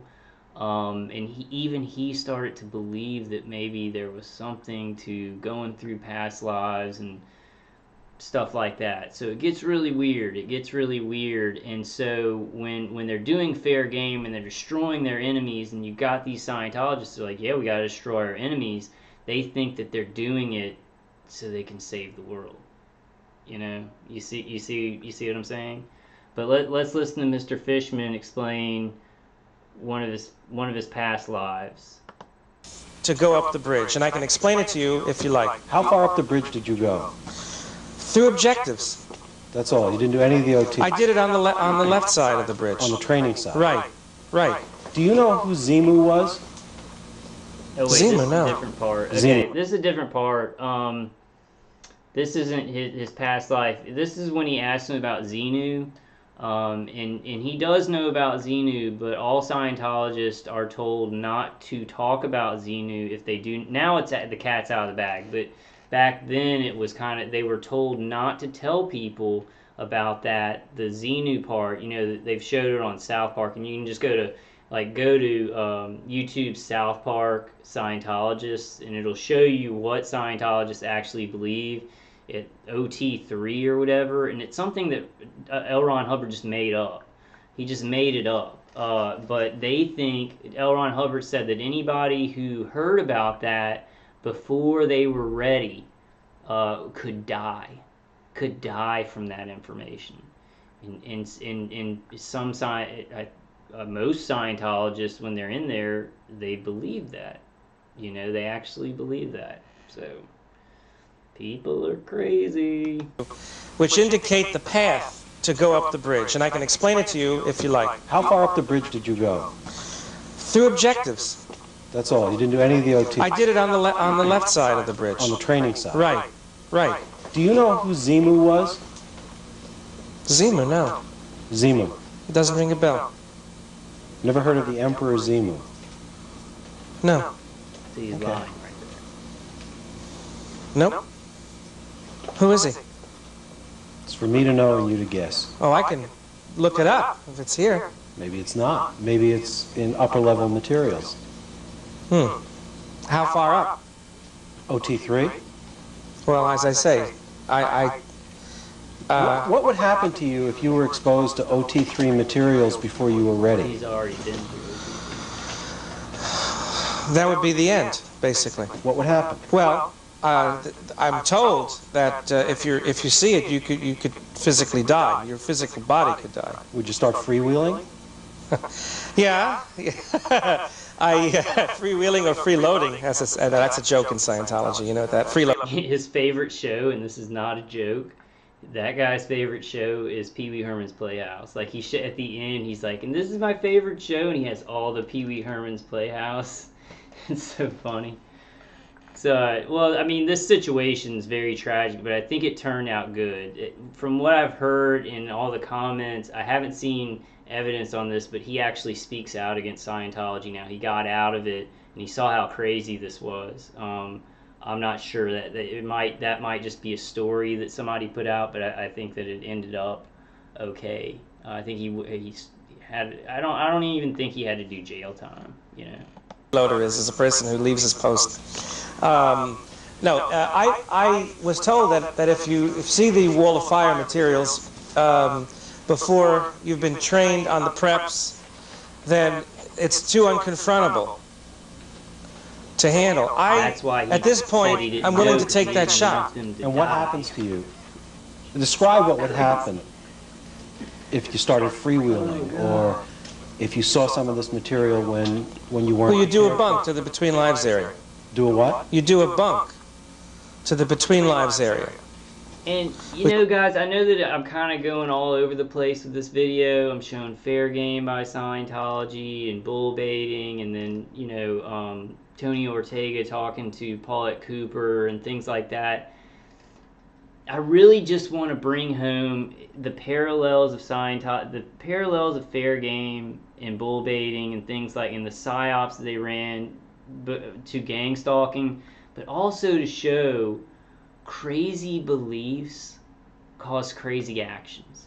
So when you really make a person crazy like this, you're not sure what they're capable of. And that's what a lot of people in Scientology, a lot of the people who are involved in this, the operations against us, they're crazy. They've been indoctrinated with crazy philosophies and crazy beliefs, and you're going to get crazy psychotic actions out of them. You know, so I'm just, you know, I know it's a little bit, I'm jumping here, I'm jumping there, you know. All right, but let's let him talk a little bit more on this one. There's a couple more of him saying some things. If you want to watch the whole thing, it's like I think it's like 2 hours of him giving this kind of pre-deposition. Just go to Scientology Fishman, you know, if you're interested in this. Which means, I wish you'd get the dictionary. You need the dictionary? No, I don't need it. I just want to tell it to you standardly. Okay. I think you ought to have the dictionary if you need it then. Well, I mean, I just don't want to... It's very important. We'll get you the dictionary. Technical dictionary, second shelf, 7th book over. Right. Left, left, left, left. Right. Okay. 8th book, all right. Good. Yeah, I shifted the books the other day because I needed room for a check sheet. Okay. Doing a bunk. It's very important. Okay, that's all I wanted to show you. That's when you leave the body. He is required to lie about that, you know. And he seems like he's not a very big liar, like it, but he lied pretty well because he thought that it would actually harm those people if they knew about it. Okay, now this is about his past life and why he's so important to saving the world, and that's why he was embezzling money. And actually thought about ending the game to help the church.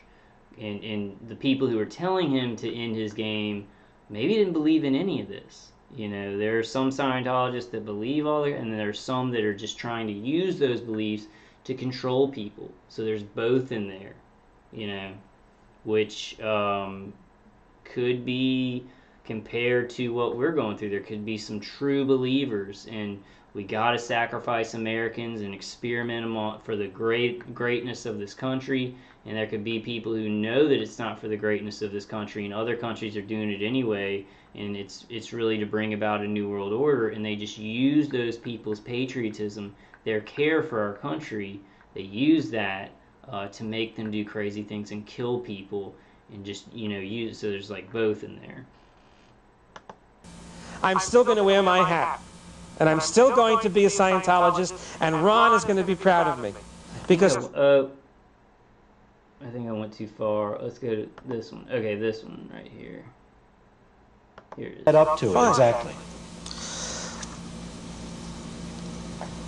There was an image, a mental image picture, which I found, which the auditor found, of this. The first scene I recall to do with this incident is where I was trying to reconcile an estranged, lost relationship. I hadn't seen this family member. At that time I didn't know it was my son. I hadn't seen this family member ever. But I knew where he was, and I knew how to reach him because I found out some of the things he was doing. And I confronted him with the fact that I was his father, and the image that I had, the mental image pictures, the first mental image pictures of this was of this son of mine. Now this is in a session where he's imagining a past life. He's getting images from a past life in this audit thing. So he's getting images of a son that he didn't know, and he's telling about that right now. Cursing me, beating me up, urinating on me, and exposing me to all kinds of degradation. And we went to the beginning of the incident, and we went back and forth, and finally I found out, the whole image came through very clearly, that I was Jesus Christ's real father. That I was a neighbor of his mother, 4 houses down. And his mother was only 13 at the time, I was 16, and she used to go out in the morning at sunrise to bathe. And of course there was no indoor plumbing 2,000 years ago. And of course I had always found this girl very attractive and sensual. And you know, one of the disadvantages of remembering your past lives is that when you find somebody in the past that means so much more to you than you have found in this lifetime seems very unreal. Have you ever noticed that? Mm-hmm. Okay. Well, the point is, Mary, his mother, was very, very sexy and sensual. And every morning I used to watch her bathe, hiding behind the bushes. And I would get very excited and I would masturbate, you know. And this went on for like months, 7 months or so. And of course eventually she caught me, you know, doing this, and there was a big flap over that. But in the meantime, I made her pregnant artificially because the sperm, the semen, went through the bushes, through the water, about 4 feet away, and penetrated her. And when she found out she was pregnant, they had a doctor who examined her and to see whether she had been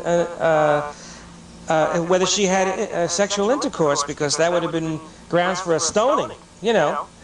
And they found out that she was intact. Her hymen was still there.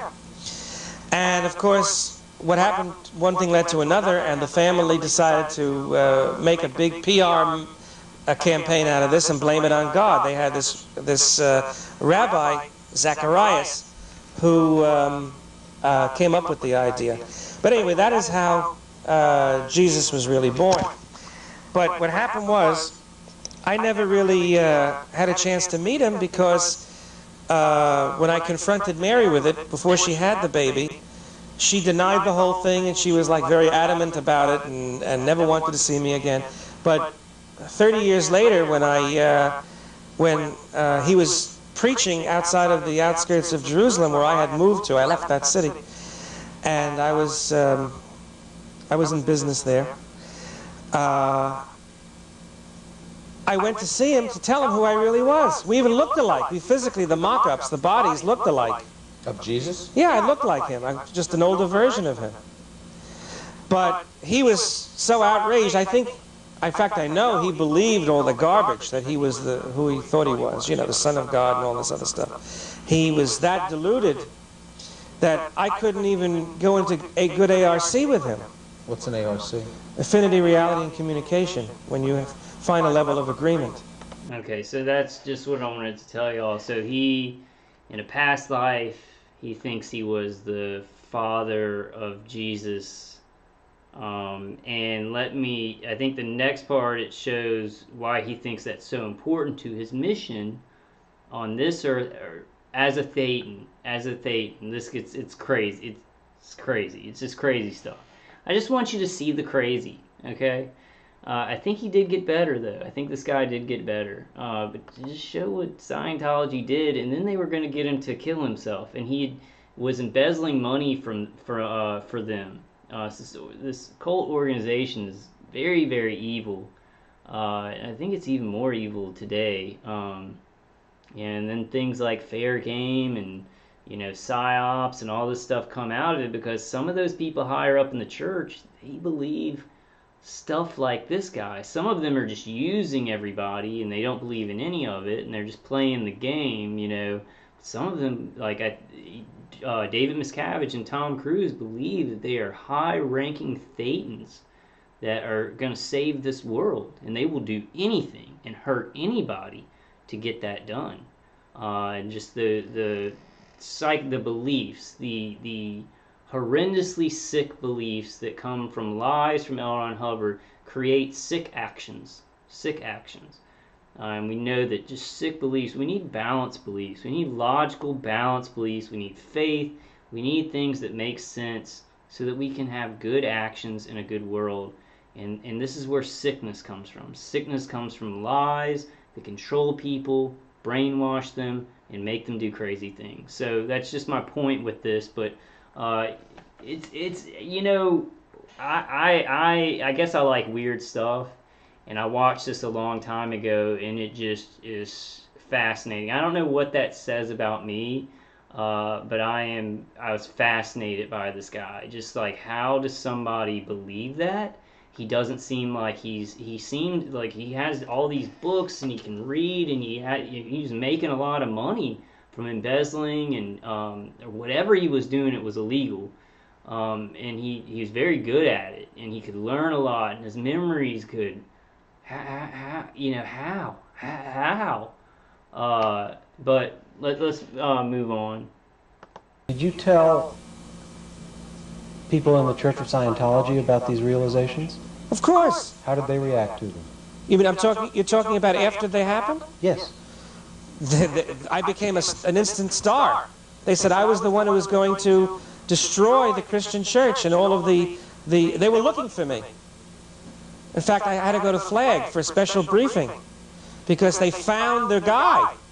I mean, there's been other cases like that when they found, like Einstein, you know, and they found some other major people. And because very few people are important, and even that role would have unto itself been... I think I was Plato. I'm pretty sure. Unimportant, but the fact is that the person connected with it was so important, and they found the real father of Jesus Christ, and they could prove it on the meter and show the world what stupid bullshit. Pardon, I'm on videotape, but it's all right. When did you go to Flag? Oh, I went to Flag numerous times in connection with this incident. Right. In '85. What is Flag? Flag is the central organization of the upper levels of Scientology, where in other words, certain things can't be done other than in Flag. Okay, so let's go to the next one. This is part 3. This briefing that was held for you at Flag, right, at which David Miscavige was present. Right. There was discussion of the way in which you were accumulating money. Is that absolutely correct? They said to me, continue these cases. You continue working these cases. And in fact, in other words, in fact, I forget whether it was Miscavige or the guy from OSA. The guy from OSA was the one who said, just as Flag auditing has to be flubless, your handling of this hat has to be flubless. There can be no more Q&A with you know, this was after I got divorced. There could be no more Q&A like with the ex-wife. There could be no Q&A with Mest.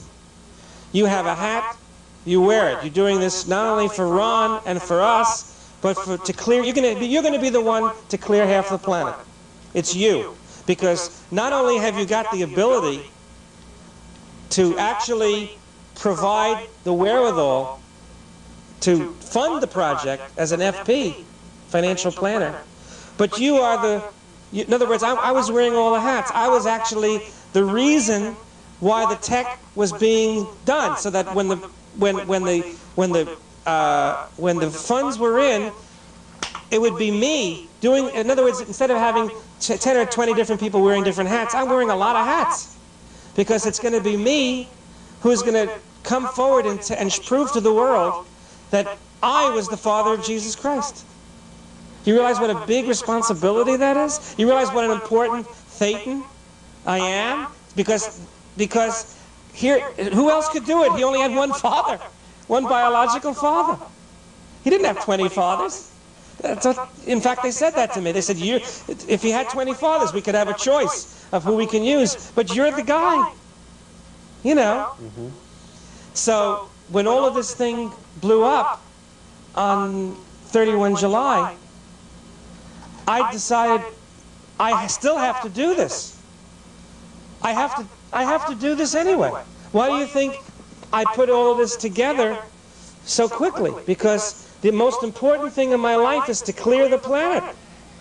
And you can't clear the planet unless you strip away the false data about Christianity. Then after people realize that Jesus Christ was my son, where are they going to go but to Scientology?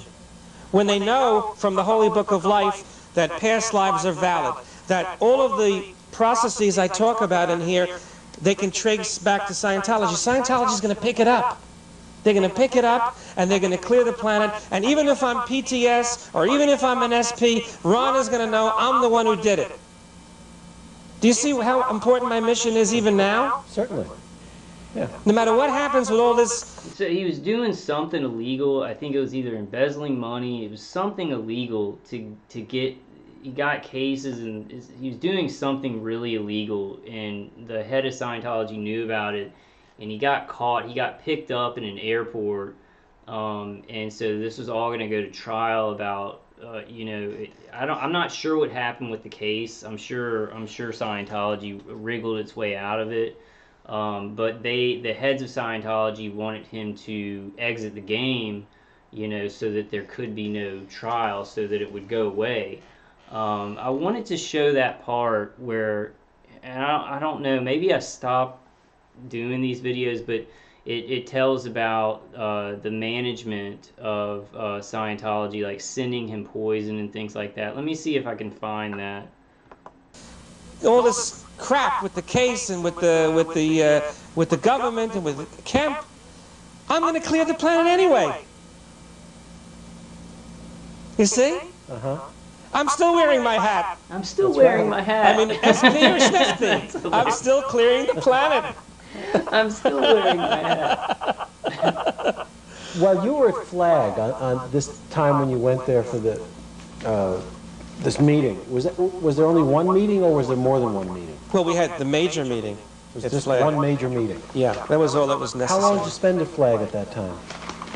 Well, I stayed there for, I think it was 3 days, 2 nights. And what'd you do during those 3 days and 2 nights?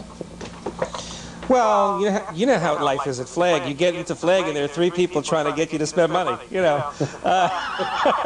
You got redges all over the place. You can't even walk down the hall without hitting into a reg and going into a briefing, and I had CCHR regging, and I had, well, that was at the Psychbuster conference. All right, back in the first, I did the Psychbuster conference later on, you know, I was in that thing. I was one of the few invited. Let's stay on this Okay, but you know, there were people who wanted, at that time they were talking about the ship project. There was no ship then. What year?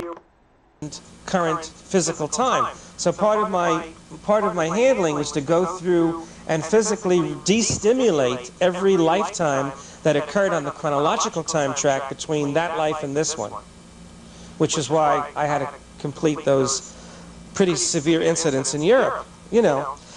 But certainty, there's no doubt in my mind. Tell me a little bit about the dynamics and the importance to mankind of clearing the planet. I mean, what? This is the source of the truth, but what is the source of the meter? And it all comes down to the first incident on the track. So, all over the planet Earth, all over every universe, and every thought that they have. Let's see if they get into the, when they... No matter what happens, with some of the flubs that occurred and some of the things that level execs at Flag about a major project. Do you know anyone else who could possibly have cleared half the planet and who will with this book? Do you know anybody else who's going to clear half of Earth? No. No. But this book's going to do it, with or without Scientology. The greatest good for the greatest number of dynamics right now, believe it or not. Believe it or not, the greatest good is, even if Scientology declares me to be as SP, I'm still going to wear my hat. And I'm still going to be a Scientologist, and Ron is going to be proud of me. Because no matter what happens with some of the flubs that occurred and some of the things that I did in not following my ethics handling correctly, and I admit them, I write up my own OWs now, you know. With that in mind, keeping in mind the importance of what you're doing, let's just think of that and hold it aside for a second. And if you would tell us about the various contacts that Scientology has had with you after your arrest and what it is that you've been instructed to do. Can you tell me that story for a few minutes? Yes. I've been instructed to do an EOC, which is an end of cycle. Meaning? Kill myself. Suicide. When were you first instructed to do that? Tell us what happened after you were arrested and then released on bail. Okay. Well, there's the notes right there. But just tell us about it now. Why do you have these notes? For you. Okay, I asked you to do this, right? Yes, you did. After when I was arrested, I tried to call Ray Jordan from the jail, and he wouldn't accept the call. Well, basically, in a nutshell, without going through the 12 pages of notes there, Int management now feels, their position right now is that I could cause Scientology a greater embarrassment than I could possibly do good for them. I disagree with that position. They feel that right now, because I've been arrested, and because there's a flap about this class action lawsuits, that I could cause them the greatest harm rather than the greatest good. Is this what you were told? Yeah, I was told that by Humberto Fontana, the DSA Miami. No Int management execs have contacted me since this arrest. Let's see if it talks about it a little bit more, and then I'll go ahead and wrap it up because it's getting... Should have done a live stream again. I didn't know it was going to be this long. Do you recall where you were? When I was arrested? No, where you were when the last interruption happened. No. Where you were in this, we were talking about. No. Do you know, Barry? Okay, I think you... You're talking about Ray Jordan, your conversation with Ray Jordan. Okay, so I tried to call Ray Jordan initially, and he refused to accept my call. And after I was arrested, there were various calls from different people. Mark Witt's call was probably the most upsetting because he didn't leave many alternatives as a handling for this situation. See, I felt that when I was arrested, that Int management would send their attorneys immediately to help me, you know, because when I came out of the airport and I was arrested by Bill Kemp, and first the customs agents grabbed me. And I said, are you sure it's me you're looking for? I couldn't believe it. It was like, why? You know, do you know my name? I kept on asking, do you know my name? And they said, yes, we do. I said, what is my name? And I couldn't believe that they were arresting me. I couldn't understand why. And the first thing that went through my mind is maybe they knew about the driver's license that Frank Thompson let me use, which was for Robert Walker, the one they made up at the ethics office. I said, but why would they be arresting me for that? I said, maybe it's illegal to have another driver's license. And it wasn't until Kemp gave me the complaint in the office at the airport that it hit me what was going on. And even so, I didn't understand what the complaint was for, or what was it for, because it said Larkspur, California, and I didn't know. I said I was never there. I didn't even know where Larkspur was. And, of course, he wanted to ask me questions, but I didn't have an attorney, and my father was there, and he told me not to answer any questions unless I had an attorney, so I didn't say anything. But on the way to MCC, where he took me, I was trying to explain to him that it was important that we met because he could do something about the AIDS virus. I was trying to explain to him about the caffeine. Remember the other day he mentioned that he had communicated the information to the other agents. But I said to him, that's the real main reason why we met, because you don't have this data. And it's vital that you do, because people are dying. And I explained it to him, you know. But let's keep this principally to the story that begins with the first suggestion that you do an end of cycle. Those are the parts of it, and everything that follows from that is what I'm principally interested in this question. Well, I asked what was going to be done now about my mission, my purpose, my goals, and I was told that it would have to be put on hold, and that it couldn't be done. And I said, what do you mean it couldn't be done? How can you not clear half a planet? You know. Anyway, two people in the Miami org explained it to me. First was Mark Witt. When it really came down to it, he told me that what they would do for me in doing an end of cycle, there'd be a fair exchange. And they would guarantee me safe passage through the Between Lives area, where I could come back in a Scientology Sea Org family and have my full bridge paid for, which is what I was trying to do now. And there would be no doubt that I could go to full OT8 or whatever the level was. But I had some other data, and I questioned it. The data was the fact that when you return, you could do a shift in time, and I could wind up in the year 1200. What guarantee could there be that I would come back in a Sea Org family right now in this time period? And it's sort of, I detected a little bit of, like, over the phone, you know, in your TRs, you drill on knowing a person's reaction. And I detected a little bit of like Q&A and back off with Mark Witt, that he didn't really have an answer, but he came up with an answer. But I didn't really know if it was the real answer. But it might be. He said that regardless of the way the Between Lives area works, we have tech to bypass it, to get you through it and deliver what we promise. See, and the people telling him this, like, that we'll bring you back and you'll be in a Sea Org fan, they don't believe in it. They're like, he'll be dead and it'll be okay, you know. But he's like, oh, well, they're telling me they can, you know, they have tech to bring me through the second life or whatever. That's crazy. And then there's some more about, like, they sent him poison and told him how to take it.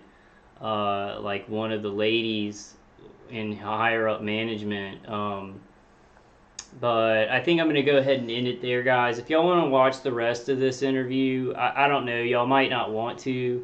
It is pretty weird, but I did want to show it because it's just so mind-blowing how compliant some people can be, and when they get into something, it's like it consumes them, it consumes their mind, and just, you know, turns into this, and then he doesn't seem like that dangerous of a person, but you could get some people who would kill because they believe that, you know, it's their duty as a Thetan and it can, you know, clear the planet or something like that.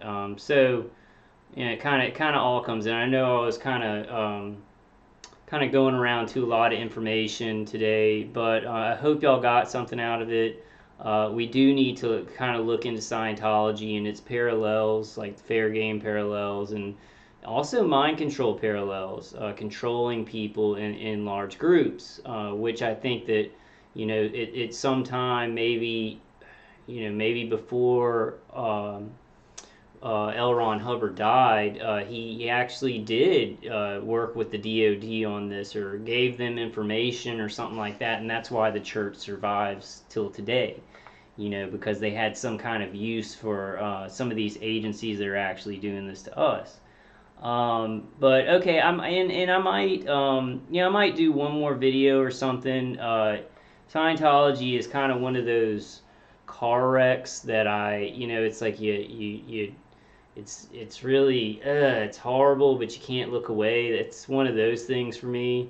And I've just been, you know, trying to look for something that can keep my attention. Is just like, wow. So I wanted to turn that into something productive and put it out. And I, you know, you can see the parallels with our situation.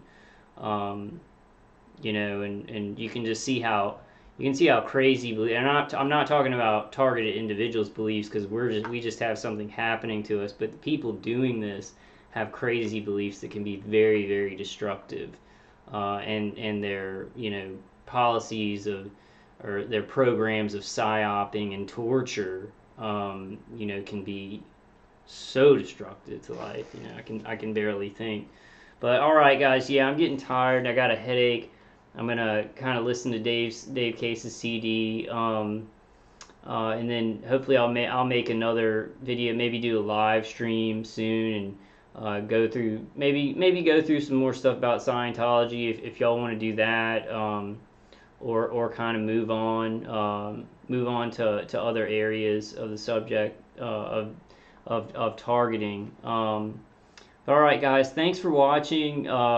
Please, if you think I'm getting good information out there, please like and subscribe my videos so we can get these targeted individual videos up in the algorithms as much as possible.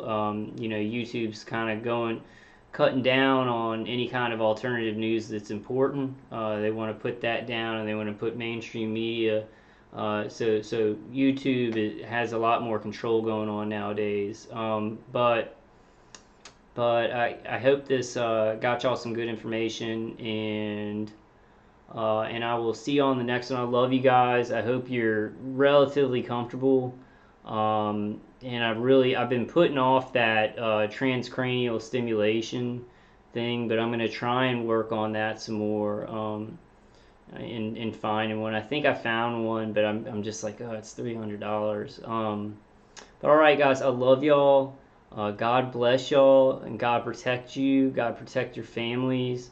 There are miracles coming our way. I know it if we just believe and keep going. All right, guys, I'll see you on the next one. I love y'all.